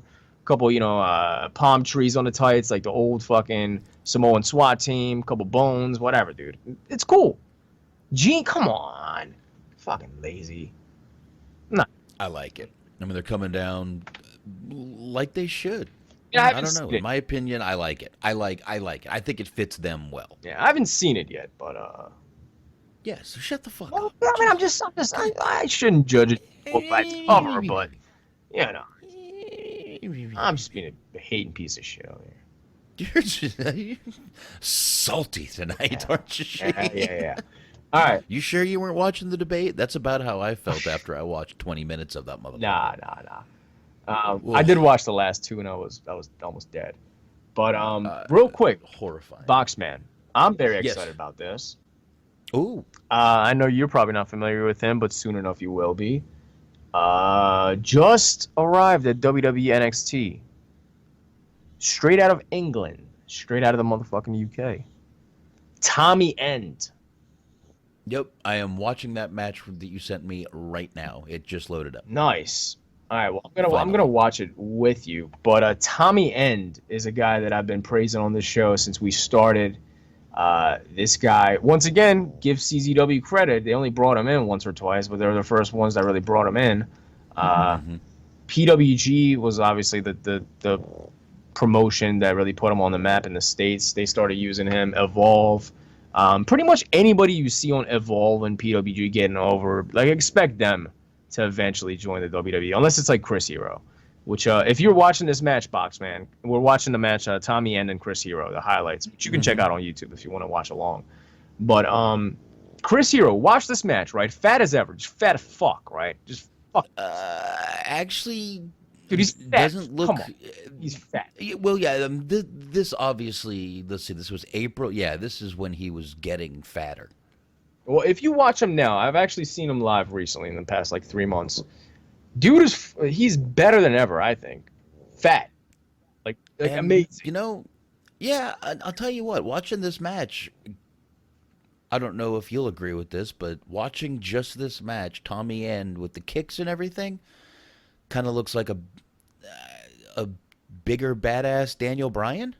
Yeah, I mean, he uses a lot of martial arts, jiu-jitsu, whatever you want to call it. Whatever he does, I'm not a martial artist. I don't know. You know better than I would. Yeah. But he's kind of like a English version of like a UFC guy. Great kicks. Okay. He's a big dude. He's not a little guy. Phenomenal ring repertoire. I really like the guy, man. He's fucking stiff. Yeah. And Definitely. His fucking kicks, dude. His kicks are amazing. Yeah, him and Hero are both pretty stiff in this fucking match that I'm watching right now. I'm about 2 minutes and 12 seconds in, bro. All right. I will be at 2 minutes and 12 seconds in a second. Well, now I'm at 2:18, 19, 20, 21, 22. All right. I'm right and there. so forth. There you go. German suplex. The double stomp. Oh, yeah. He uses a lot of the good kicks, the hard kicks, the Daniel Bryan type kicks. Look at Chris Hero, though. Look at Chris Hero. I'm watching Chris Hero. Beautiful kicks, dude. Beautiful. Look at that. Double stomp. Now that is a Boxman. That was a fucking double stomp. See that? That was better than most. That was better than all. That is a fucking double stomp. Look at that. God damn it. Roundhouse kick straight to the forehead. Knocked his fucking dome off. Look at those. Knees to the head. Just fucking stiff, dude. This is the wrestling that I like. You know what I mean? It looks real. When you're Boxman, when you're watching this, does this not look real? This looks like these guys are killing each other. Yeah, that definitely does. These guys are fucking really laying some shit in this fucking match. That I'll definitely say. And this is what makes wrestling exciting in 2016, man. Everybody knows it's fake, so go ahead and fucking kill each other, and people will clap for it. Look at that jerk. Yeah. Knee to the head. God damn. Look at that elbow. Yeah, this is obviously this is a highlight. Yeah, this is a highlight. That's why I'm calling this match like fucking. I don't sound like Michael Cole, because he'd be reading off the fucking script. Oh, here comes the tombstone. What a devastating tombstone. WWE on Twitter, check that out. And Chris Hero pinned him. But good match, man. Great, yeah. PWG, dude, I'm telling you, PWG's fucking like no storylines or anything, right? PWG's essentially just like a dream card for the indies that happens every 3-4 months. Amazing stuff though. But Tommy End, look out for him in NXT. I hope they don't take his name. I like the name Tommy End. Unique look. He's got like the shaved forehead, no, not forehead, side of his head, and then he's got kind of like a one-man gang thing going, and he's got a lot of tattoos. His whole back piece covers his whole back. Kind of looks like a badass dude, man. I'm digging it. I have no problem. Yeah, I think he'll be good. And of course, usually when one goes in, actually 3 went down there today. Like I said, I know Crazy Mary Dobson showed up there today, and one other person who I really can't think of their name. But a couple people did show up. Now, how's this, Shaheen? WWE developmental signee Terrence Jean-Jacques.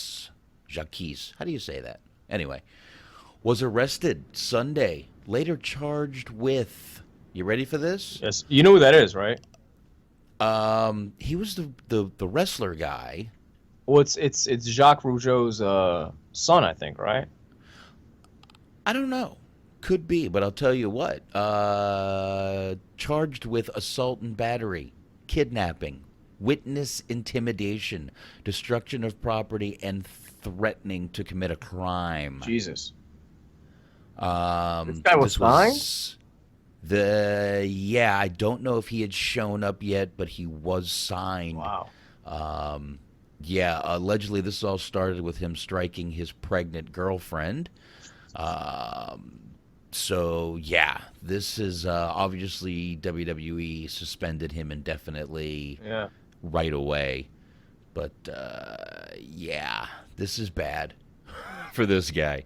That's a lot of charges to be slapped on you at one time. So, I just read this, and I looked at the date. It is from October 19th. Wow. 2016. Well, kiss your ass goodbye. No going. Yeah. Boxman, one more thing I want to mention. The Undertaker.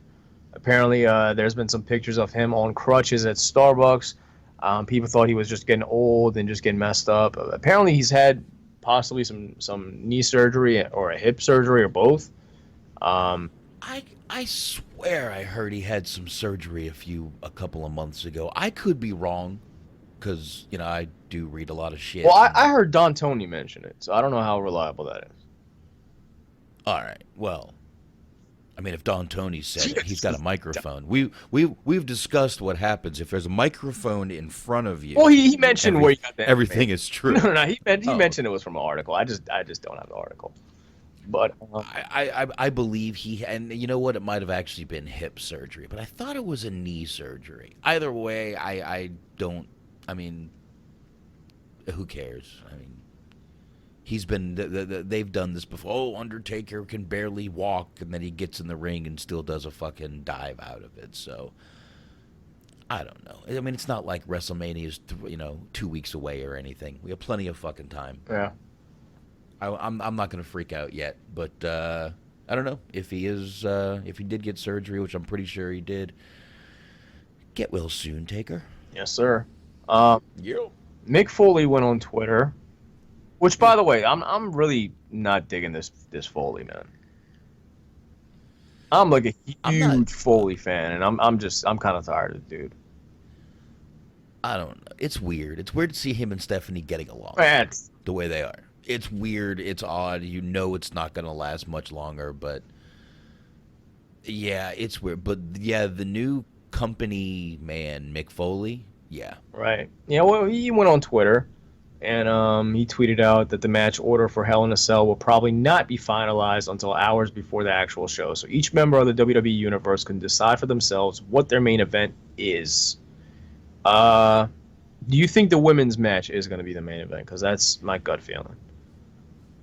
I think it should be. Really? See, I'm against really it. I think the heavyweight champion should always be the main event. I think in this case, this is a history-making match. You know what? Let them main event. I mean, I'm fine with it. I don't really care. But yeah. I mean, if they don't, I'm not going to be like, how dare this company? They suck my left dick. I'm not going to be like that. But no, if they do, that'll be really great for those two girls. But if they don't, then it'll be the heavyweight match. Yeah, I think the heavyweight should probably main event it, but if it doesn't, again, I don't have a problem with it. It's whatever. Yeah. I could see them really giving the women a lot of credit and doing it that way, but we'll see. I don't know.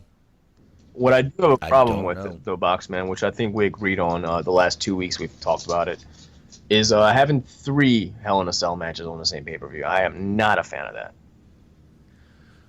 No, especially not with them so fucking... These pay-per-views are so close together now. It's like pay-per-view. Boxman, it made me stop watching it, dude. Literally, like...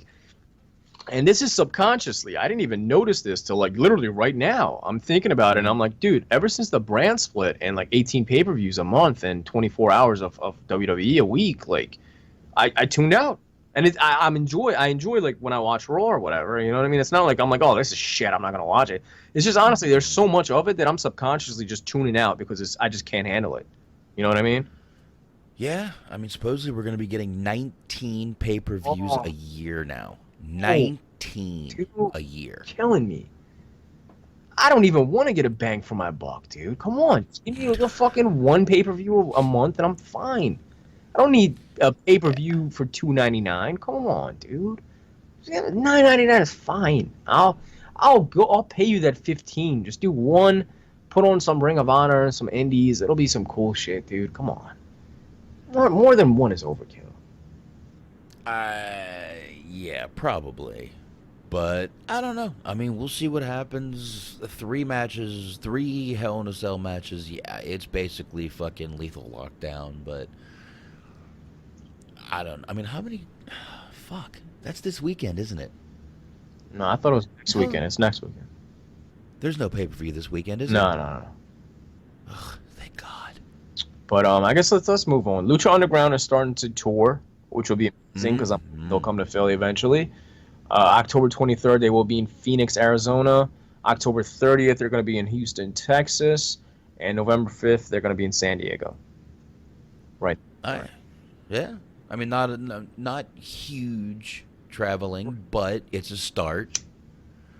And speaking of traveling, anybody in the Dallas area, ROH will be here. They're going to be right in Arlington. Nice. So I believe that's November 3rd, I think. I'll scroll up here and get to it in a minute. I believe that's November 3rd. They're going to be here down at Arlington Arena. I'm going to definitely do every goddamn thing I can to go. There you go. Boxman will have his own table. He'll be signing autographs. Yeah. You know? I don't know about that. Let me see if I can find You don't want to this sign here. babies' foreheads and titties? Oh, that I would do. Yeah, it's fine. Oh, please do that in a second. Yeah, it is November 3rd, Arlington, Texas, Survival of the Fittest. Let me go to it real quick here. Now, is that a pay-per-view? I don't know if it's a pay-per-view, but If it you're could be. planning to go, man, you better get your ticket soon. It sounds like it could be Survival of the Fittest. Details: ROH World Television Champion Bobby Fish, The Addiction, Jay Lethal, The Briscoes, Nice. Colt Cabana, Nice. Motor City Machine Guns. Nice. Shit. Yeah, they're in Ring of Honor now. Shit. I might need to definitely. Yeah, I'll do everything What about the Young I Bucks? can to get out here. I don't see their name. Doesn't mean they won't be there though. Yeah, well, if they're going to be there, I'm sure they would probably announce it. Well, they have the words "and more," and this is November. They might not have all the bookings finished yet. Yeah. Plus, they might be in So- Japan. Who knows? But Mickey James, Boxman, you're probably a bit more familiar with her than I am. But apparently she's coming back, and she's going to be having a match against Asuka at NXT's TakeOver in Canada. I'm sure it's going to be a good match. I haven't seen too many of her matches, but I'll let you take over for this. What are your thoughts on her coming back to NXT? I know it's just for one match. Do you see this being a long-term deal, or is it just a one-off? Are you excited about it? Because I don't really know shit about her. Is it just a one-off? I don't know. Well, that's what they've said That is what they've said. so far. But who knows? I don't really fucking know, but here, if I had to, Mickie James can still go. I got no problem with her coming back. Her coming in would make me wonder, are they going to look at Magnus, her husband? That's true. I didn't even think about that. Yeah. That's one thing. That dude was... dude, you know I hate Magnus, man. I know you do, and I like the guy. I really thought they could have really done a lot with him and built a fucking company around him. But Yeah, I've argued with this. Yeah, I'm not getting into this. Dude, me and Bessler had this conversation. He agreed with me. That doesn't mean it's right. What? That does not mean it's right. Well, he did a whole article about it, so, sir, fuck off.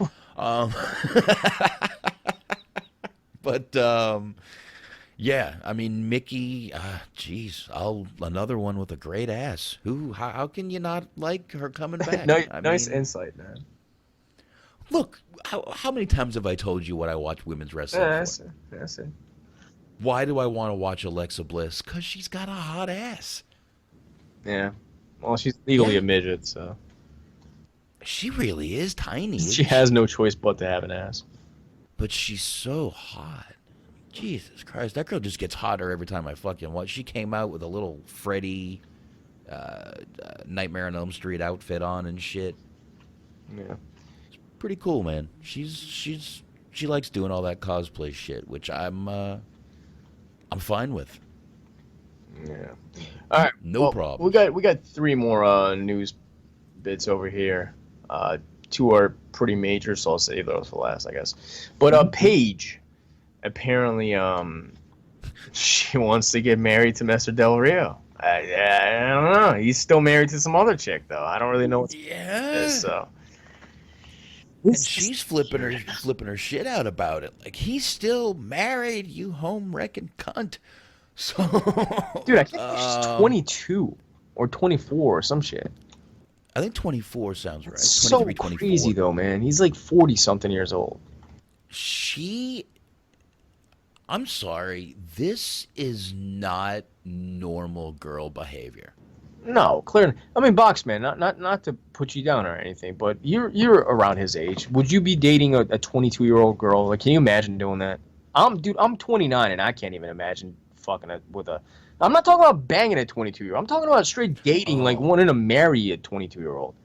No, that's probably not. I mean, nuts. I mean, look, if a 23-year-old gave me a chance, I'm not going to say I wouldn't take it. But, you're not going to have kids with her, though. That's my point.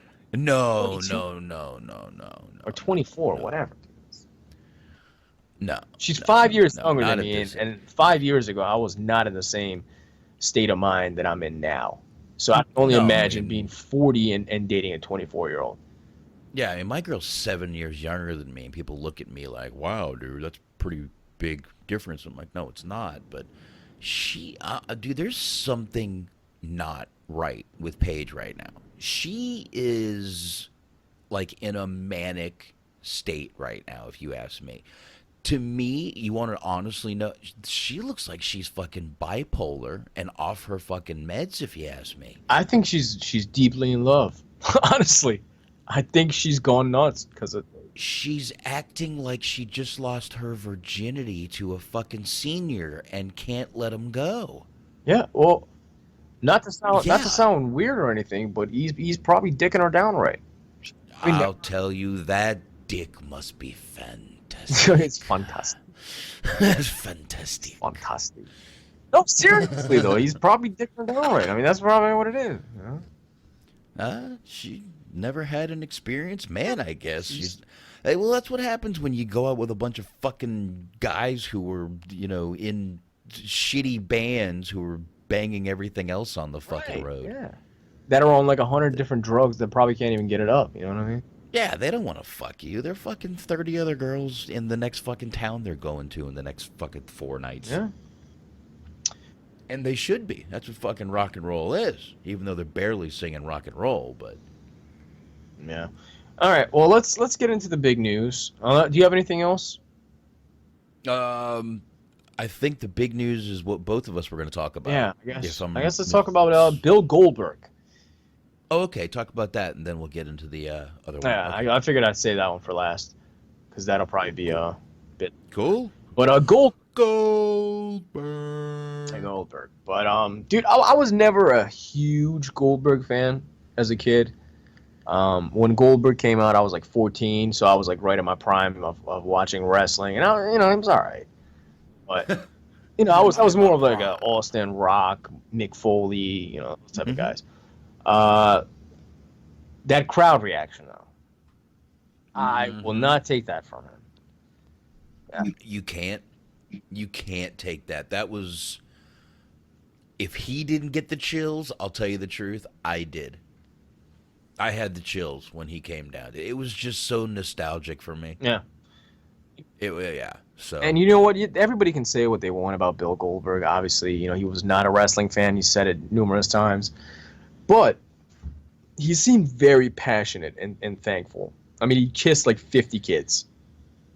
Yeah, I'm not too crazy on it's a little Kiss weird. the Babies, Goldberg, but Boxman, at Ring of Honor, you did say you'll sign babies' foreheads if they bring them. I mean, if you're at Ring of Honor and you see Boxman, if you would like to have your baby's forehead signed, I'm sure he wouldn't have a problem putting Boxman THT on their foreheads. If you want to. No, I will sign babies' foreheads and mommy's boobs. Yep, that's it. fine. Yeah, we'll make that happen. That's it. We'll make that happen. But back to Bill Goldberg, man. I mean, it was a phenomenal reaction. Although I'll have to say this, man. Everybody's exaggerating a bit. I think they're saying it's like the loudest pop in the last decade and shit. Like Daniel Bryan was more over than that, dude. Please. Dude, Daniel Bryan literally had every single person standing. I will say that's probably one of the loudest pops for a return that I've heard in a good while. Well, I'll give you that. Absolutely. I think that's where people are saying. I mean, come on. How many surprise returns have they? The biggest surprise they probably had was what? Sting? Nash and Booker T at a Royal Rumble. No, Sting. Don't forget Sting. Sting. All right. Warrior. Hogan came back. There was a decent. I mean, they all had good reactions, man. But that one and Goldberg, and you know what? He's said 1,000 times, if I did come back, it would be because my kid has never seen me in the ring, doesn't understand what the feeling is. It was cool. He grabbed his kid, let his kid walk down for a minute. I think he realized I can't bring my kid in the back and let him go back to his seat. He could barely get his kid up on his shoulders, though. You see him struggling? His kid isn't a small kid, He was struggling, dude. He's not a baby anymore, man. Dude's like 12 years old. He's like, oh, shit. I threw my fucking back up. I almost threw his fucking kid down. Jesus Christ. Yeah. But yeah, it was really, I mean, I use the word nostalgic, and that's what it was. But it was a feel-good moment. He botched a few lines, but who gives a flying shit? It didn't matter. That's real. People do botch lines in real life, so I don't care when they do. Right. But yeah, I was very happy with Goldberg's return. I thought he came out there, did what he had to do, said what he had to say, kissed a lot of babies, and Goldberg for president. There you go. Wow. I don't see why not. But dude, he was pretty good on the mic. I mean, Bill Goldberg is not known for being a good talker, and I think he actually did a fairly good job. I was pretty impressed. But yeah, I mean, look, you can sit there, he was a flash in the pan, and look, Goldberg was never known for his technical wrestling ability. Goldberg is known for coming into WCW and having a huge winning streak, and I do like how people bring that up, like he really went in and won these matches. Like it wasn't scripted that way. Right. Anyway, but anyway, you can say, but the guy stuck in a lot of people's minds. It didn't matter. I know people who don't know who fucking Steve Austin is, but have heard of Goldberg. Seriously. I mean, he was big, dude. He was on fucking credit cards back in the day, you know? Like, yeah, dude. You remember those? The monster truck. It's true. Yeah. Tom Mintz drove his monster truck. Tom Mintz now drives my son's favorite monster truck, Maximum Destruction. But basically, my son loves that truck because when he was little, we went to the monster truck races, the things, and it blew up right in front of us. Yeah, I bet it did, man. Yeah. He blew it up. So. I don't. And truck events happen around this area. Oh, they do. Trust me, they do. You just don't hear about them. Yeah, I must not, because Yeah. They're actually fun to go to, man. They're a lot of fun. You can go down in the pit if you get there early and walk around and meet everybody. They don't even charge you to, get autographs and shit. Now, Billionaire it's Ted in the cool. chat room is asking, do you think he's going to be jobbing out? I mean, jobbing is a pretty strong word, but I think he's going to be taking that pen. I really do, but There's no point if he doesn't, dude. It's fucking... there is no point because he basically said this is his last match. Right. He said it. You're not next, you're last. So, Which is going to be on a T-shirt, guarantee you. Oh, I'm sure. It's hard to say because I know WWE probably wants to do right by him for some reason. Dude, they had Sting lay down. Come on. Stop it. The only thing I could see, maybe Survivor Series, a fuck finish, and then a WrestleMania match. Maybe. Yeah, but I think he's going to be losing both times. Maybe. Yeah, see, even Anthony agrees. He's probably working more than one match. Probably two. I could see him. No, he said that even last week. see- I mean, it's pointless to bring him in just for Survivor Series. Obviously, utilize one and capitalize on the opportunity to have the guy around and have him work one more match at WrestleMania. Because, I mean, every year they pretty much need a return guy. That's how they've built their company around WrestleMania. Yeah. Nobody and else, dude. let's- Goldberg and then Kurt Angle, and that's it. Yeah, and let's face it, Undertaker is not a guaranteed shoo-in for WrestleMania every year. Plus, he's not even a return, He's- really. Like, he's just, you expect it, Yeah. I mean, he's one of those guys. Exactly. So, I mean, look, we had The Rock, and then we had Sting, and now we have Goldberg. And next year will probably be Kurt Angle or something.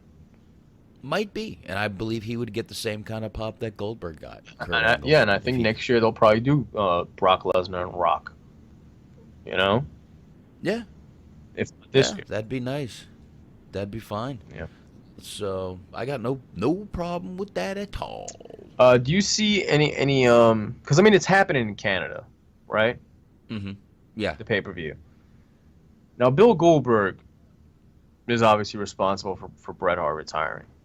Do you think there's going to be enough smart fans out there that'll fuck him up?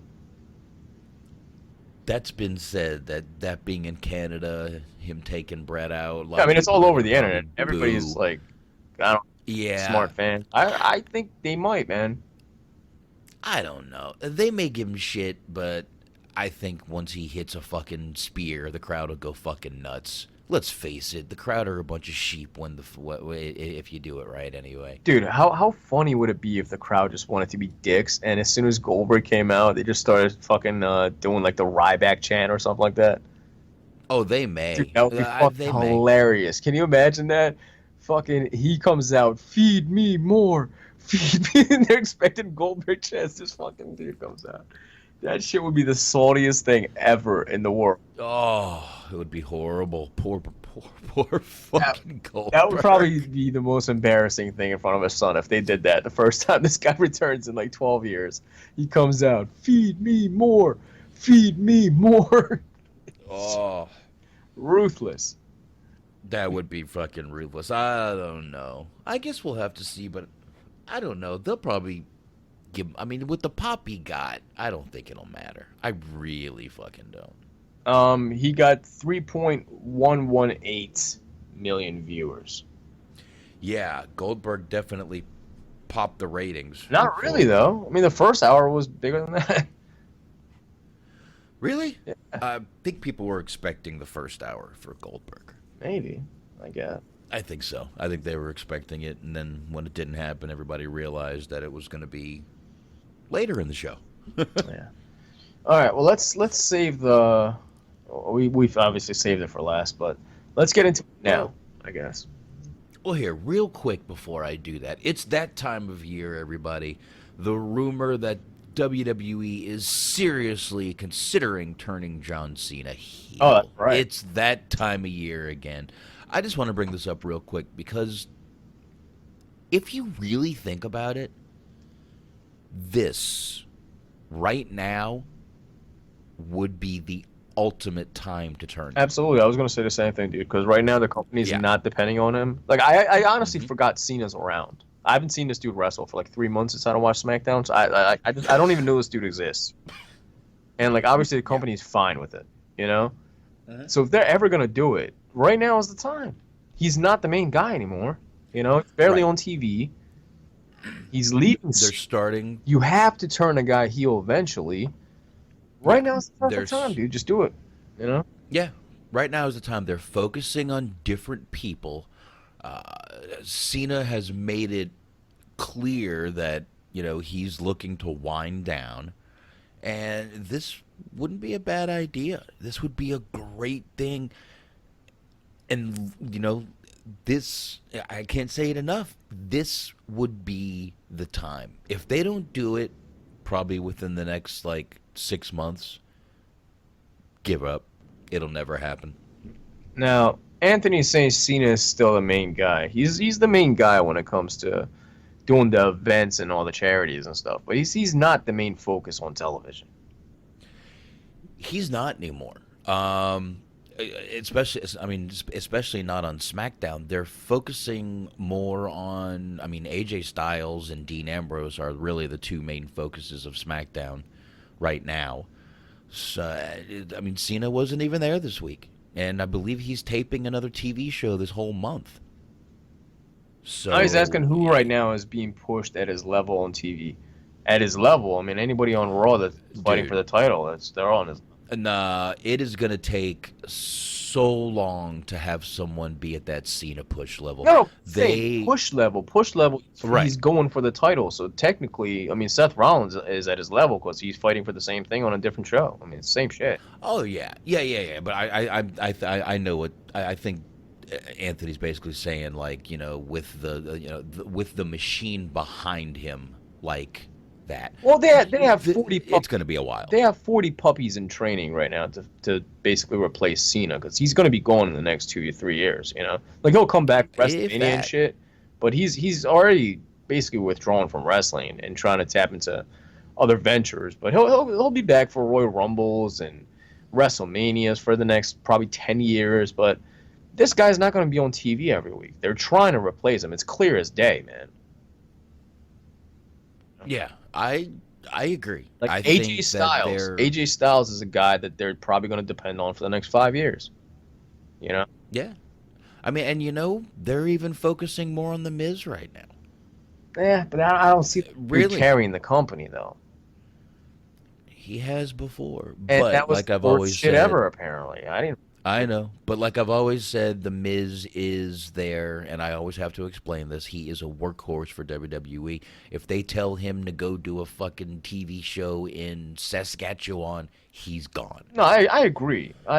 He's a team player, but that dude is not carrying the company. But a guy like Seth Rollins, they believe in a lot. You can tell.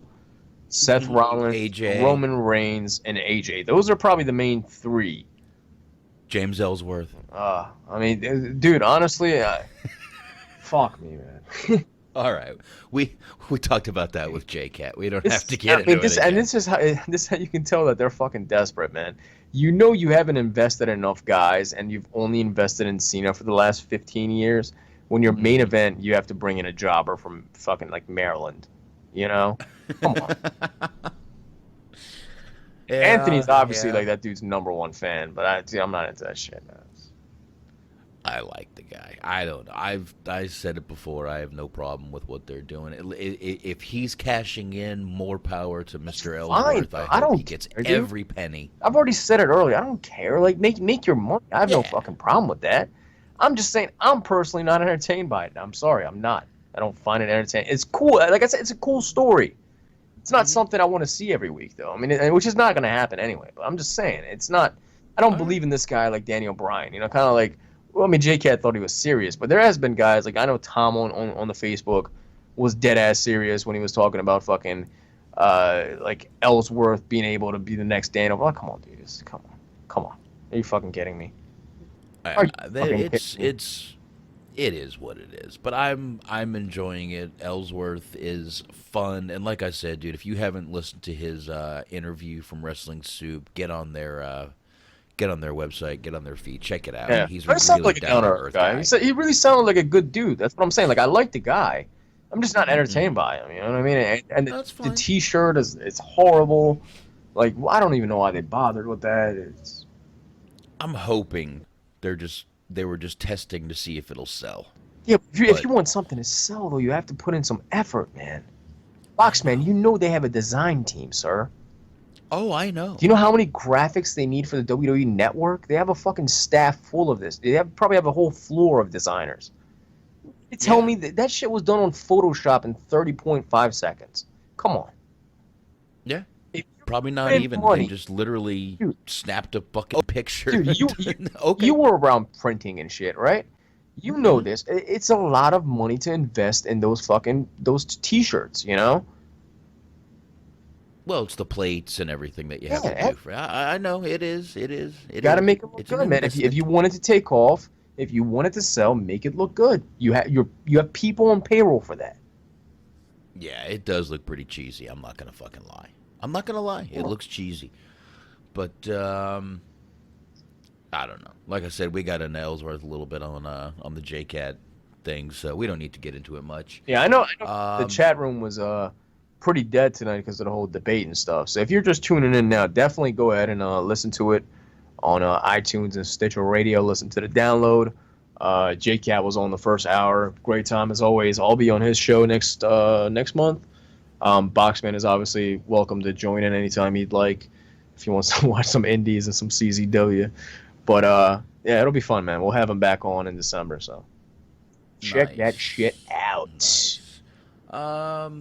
Jeremy Borash was on Taz's show, and is basically claiming that everything you're hearing right now, none of it's true. None of it's true. Pay no attention to the man behind the curtain and the cunt with the money. Yeah. Pay no attention. It's not happening. Right. We are not $3.4 million in debt. Yeah. WWE, blah, blah, blah. Go ahead, Shane. Yeah, totally. Yeah, I believe that. That sounds like a man gone mad, man. That dude is fucking, come on. Look, Jeremy Borash, I understand. Drink that Kool-Aid until the checks start bouncing. I get it. Well, he has no choice. He has no choice. He knows WWE is not picking him up, dude. Come on. Oh, no. TNA goes down, this dude's probably going to have to find, work at fucking just a regular job. Oh, he'll just retire. I mean, Borash has been around for a good while, but he's been great for TNA. I'm not going to fucking lie. But right, but he's not in his prime anymore. What I'm saying is if they go down, WWE's not picking this dude up. He's not a big enough name. He's not like a Joey Styles or... if he's not one of those guys. Yeah, I totally agree with you, man.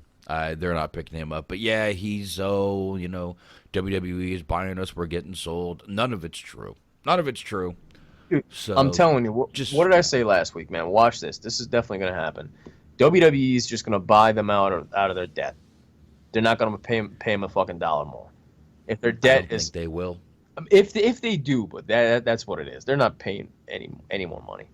No, that's a big if too. So yeah, I don't know if that's gonna happen. They'll probably just buy the fucking library and call it a day. And yeah, I did. Billionaire Ted's bringing up that was JB's. Most of that was JB's home. That was all that final deletion stuff. I heard the same thing. Yeah, that was all shot at his. I guess he's got some big ranch. So he's doing just fine for himself. I'm not going to worry about Mr. Borash. So, but one thing I didn't know about TNA is, not that I didn't, I forgot, Fight Network out of Canada owns a good chunk of them. So I don't see Fight Network just giving up so quickly and going right to WWE. So there's going to be a lot of fucking issues. This is way far from over. Yeah, it's too much of a headache for Vince to even try to mess with this at all, man. It's not even worth it. I agree. Yeah, he's not going to mess with it. He's got way bigger fish to fry, and he's got really crappy movies to make. Dude, they'll go and buy out the library from fucking NWA Wildside before they buy fucking TNA and just catch AJ Styles on there. Come on. NWA Hollywood. Oh, dude, this is the worst. DJ Hyde. Actually- DJ Hyde brought those guys in the last fucking 2. Please stop doing that, dude. I messaged him and asked him, like, dude, what the fuck? What is going on? I had to ask the dude, like, yo, first of all, there was 18 fucking photographers at ringside. What? There's more fucking photographers than front row guys. Like, I don't understand. DJ needs to hire you to do some booking, man. He needs to hire JCat. JCat knows that company fucking in and out. I don't know that shit, dude. He hired that dude. Hire both of you guys. I guess, man. It's fucking just common sense. Yeah. 18 amateur photographers. Fucking fans. The same guys that were paying to sit last week. Now they're fucking... You're paying now to take pictures. Well, I mean, you were on the show. I got the okay to take pictures. I just never follow up on shit. It's too much. Plus, I honestly, I don't really even want to do that, dude. It's just fucking... I just want to go... No, you gotta... No, and yeah, I want to enjoy it, the dude. show. I don't want to fucking be ducking light tubes and... I'm not into that shit. Not for me. I'm trying to breathe that shit in and catch cancer in 2 years, and thanks CZW for it, you know. Mesothelioma. Yeah. Yeah, from asbestos. All right, well, let's get into the last thing, and then maybe we'll jump up out of here. Do it. All right, well, obviously we've been talking about this whole lawsuit that's been going on. Yep. I think like over 50 wrestlers are in this class action lawsuit, and they fucked up, man. They done fucked up. They done fucking fucked up, son. 19 of them really fucked up. Yeah, that's the way to put it. 19 Fucked of up. fucked up. 19 of them signed away their rights to sue over royalties, or even some of them signed away their rights to sue over injuries after they have left WWE. I'm going to go down this list real quick. Well, before you do No that, one Boxman, minds. please. No, go ahead. How shady is that? That's so shady. Like, yo, you're gonna have to sign away your rights to ever sue us. I do. I when I read some of these, you might get the feeling you need to shower after you read what was in some of these people's contracts. Yeah. It is pretty, and I use this word. It's icky. It's gross. It's look. I understand it's business. You want to protect yourself. That's exactly what a business does, especially a public company. They're all about protecting themselves. Right. But some of these guys were around before the public company stuff, and really had some bad things put in their contract. I guess WWE pulled every contract and read word for word what was going on. And trust me, I know they had attorneys do it. I'm not saying Vince sat there and read every word. Here we go. Let's start this real quick. There's 19 quick names, and it's a quick one paragraph for each of them. Carlene Moore, also known as Jazz, she signed a contract on January 18th, 2007 that entitled her to an advance on royalties totaling $13,000. Wow. So basically, she took her advances for all of her royalties up front and cannot. That'd basically be like double jeopardy or double dipping. You Dude, cannot do that. that's actually not even bad for Jazz, because, I mean, how much footage does she even have? You're right. How much really could be out there of her? Her husband, Rodney Bignod, Rodney Mack, fuck it. Rodney Mack signed the exact same type of contract on the same date. Same thing. How many Rodney Mack matches are on the network? Come on. I don't 2? know if you looked it up. Maybe 5 at the most. Fuck yours. I'm giving him 5. Mark Canterbury, also known as Henry Godwin, signed a contract on June 15, 2016 from any and all personal injury claims now known or later discovered arising out of or related to his past affiliation with or performances rendered to WWE. Wait a minute, dude. He signed this year. How shady is that? Yes. He basically must have signed a Legends contract, is what I'm guessing. And it said, by the way, if you sign this, you're screwed. Wow. That's shady. Yeah. That's probably after these lawsuits started coming out. They were probably like, you know what? Whoever's signing from now on, that's a legend, or any future people, let's try to sneak this in. You're signing away your right, bitches, because you're not fucking suing us. Yeah, I mean, this was just in June. Up. Yeah, we're not getting them anymore. That's it. Yeah. I mean, this was 4 months ago. June, July, August, September. Yeah, 4 months ago. Almost to the date, 4 months ago. I wonder what he's doing, though. Like, what are they doing with Henry Godwinn? He was involved in the suit. This is a way to whittle this suit down. This is the first wave of whittling this suit down. No, I'm saying, like, why would they even sign him? Must have been a Legends deal for something. You know what I mean, though? Like, what legend, though? Like, I like the Godwins, but... I don't know. I don't know. It could have been... maybe they're in the video game. Yeah, maybe. I don't know. Maybe they're in 2K17 somewhere, and if that's the case, they're going to have to sign a contract.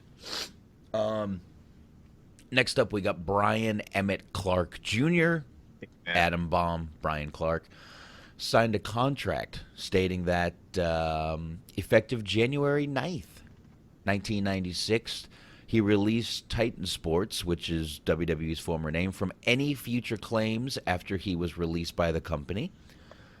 Future claims can be very vague. In other words, hey, this is a future claim. Yeah. This is after he signed again, though, because he signed in 93, so they probably switched it up. Right, back in 96, they definitely probably added a little more of the protection to their contracts. I'm sure they were learning more and more each year about their contracts. So, Mark Kopani, also known as Muhammad Hussein, signed a similar contract to Brian Clark, became effective upon his release in 2005, September 20th, 2005. Mike Enos, Blake Beverly, same thing, similar contract, effective upon his release in 1993. Basically, when they were released, they were saying they can't come back and sue the company for anything. Right. Well, a lot of these are the same, you know? Yeah, Bill Eadie, Demolition, Axe, signed an agreement on May 25th, 2001, with the knowledge and advice and consent of his legal counsel after being involved in a lawsuit with WWE for over a decade over issues that included the rights of his demolition gimmick. So yeah, they signed away their lives, essentially. Yep. Mantar releasing him from all future claims. Yeah, I'm going to start going a little quicker through this. Yeah, no. Boris Zukov signed a contract similar to Mantar, so cannot go back. James Harris, Kamala. This one I'm a little sad about. He signed the same kind of contract when he was released in 1993. Kamala's the only one I feel they should do something for, bro. This guy's in. Yeah, I mean, if come on, be humane. Yeah. Marty Jannetty signed contracts in 1993 and September 15th, 1995. They got him double time. They got him twice. That released Titan Sports from all future claims. Jindrag, right in there with those guys. Rick Jones, also known as Black Bart, released WWE from all future claims in 1991. Joseph Laurinaitis, Road Warrior Animal, who, if I'm not mistaken, spearheaded and was the leader of this lawsuit, signed a contract June 6, 2006, released WWE from all future claims that became effective upon his release. Do they not even does he not even have like a copy of his own contract? Like, Boxman, just common sense, right? Okay, so let's say I'm going to be the head of this whole lawsuit. I'm starting a class action lawsuit with fucking 50, 60, peers that have retired and they're injured, and we're trying to do this great thing, get some money, whatever. wouldn't you go over your contract with a lawyer so you don't seem like an asshole 6 months into this? Like, oh yeah, dude, you signed away your life. What the fuck are you suing us for? Oh, this is the head of the lawsuit? Get the fuck out of here. Yep. It's the first thing I would do, actually. And, we got Shane Douglas there. We've got Ahmed Johnson, Superfly Snuka, Warlord, and the Berserker all basically signed over when they were released that they will not sign any future claims against WWE and or Titan Sports, whatever that is. So basically 19 guys, they've already whittled this lawsuit out of 19 people. Now let me ask you this, because this is kind of interesting. Shane Douglas, I see, December 19th, 1995. This guy was around WWF for like 6 months. I mean, he came around 91 and he was like a jobber for like a month or two, a couple shows. I'm sure he didn't have a contract then. 95 is probably the only contract he had with them when he came in and he was feuding with like Razor Ramon and doing the teacher gimmick that was terrible. Then he went back to ECW immediately. So like he essentially signed away his fucking life over like 3 months of work. But I would say this to say that WCW, he has a decent amount of footage, right? Yeah. Early 90s, then he returned, with Saturn and Eddie Guerrero and all those guys. Now, since WWE bought out WCW, if he had a separate contract with WCW as far as, his royalties, would that still be in effect, or does the WWE contract kind of buy that out? That's like what I'm confused about. That I would figure this is, just total speculation. I would figure when WWE bought WCW, there was some clause in the contract that said no more suing of WCW. It is now owned by WWE. I would figure there was something like, just look at what they were doing back in 1996, dude. With some of these guys, as soon as they released you, how many of these guys do you think read their release contract? Apparently not too many. 96, dude. There's some at like 91.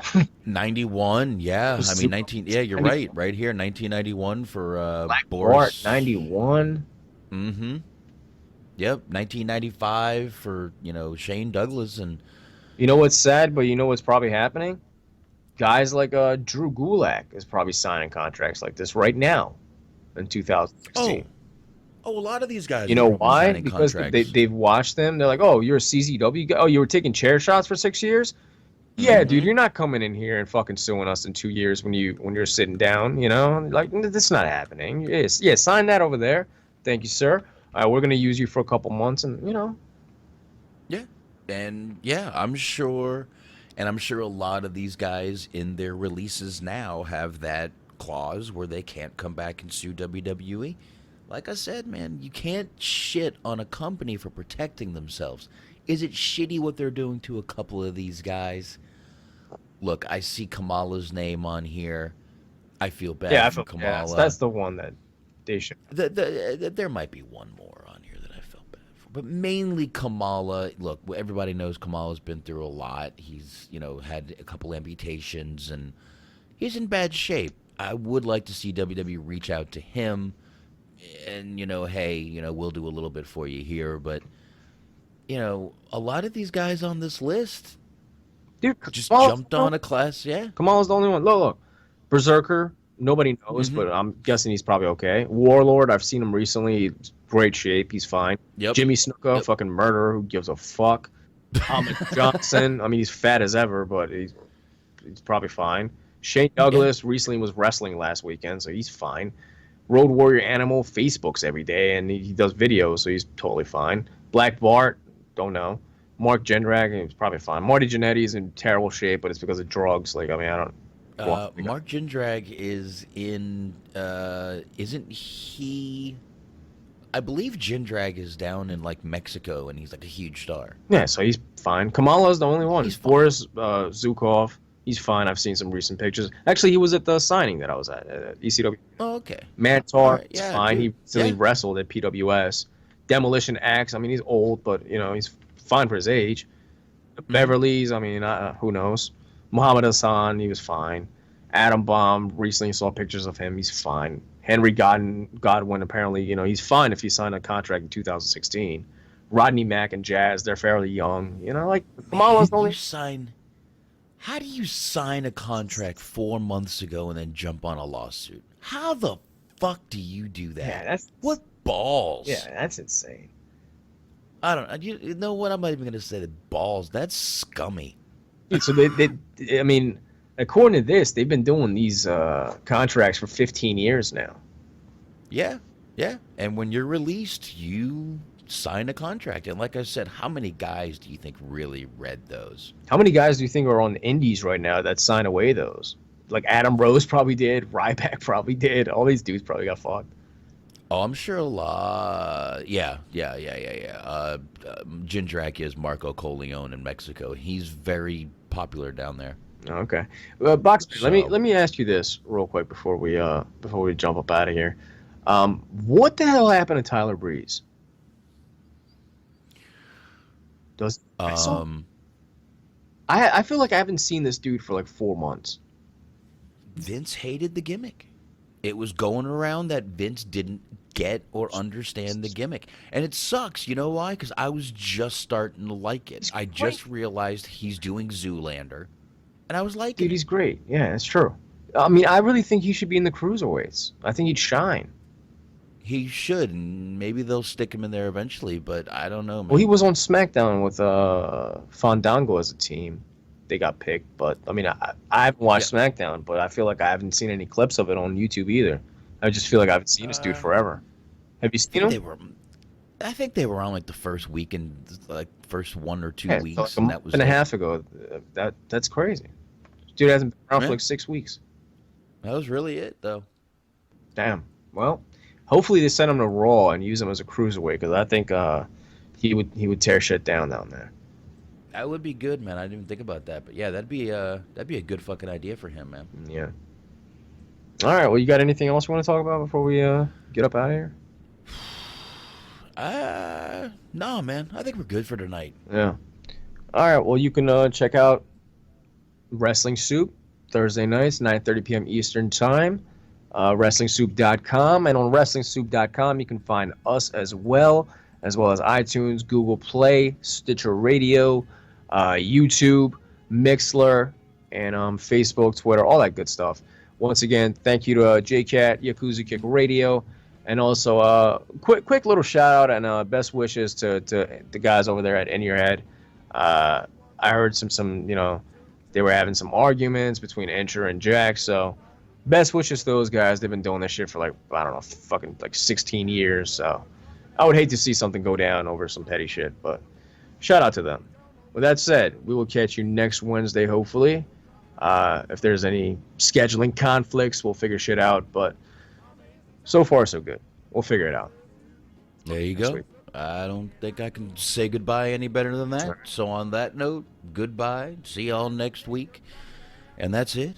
Later. Oh, before we leave, real quick, big shout out to Chunky Larry also. We're going to be on the Powies. Check out Geeks of the Industry. Show him some love on iTunes. It's a whole network, so there's a bunch of different podcasts, but you can subscribe to them separately also. So Geeks of the Industry, Chunky Larry, shout out to him. We'll be on there.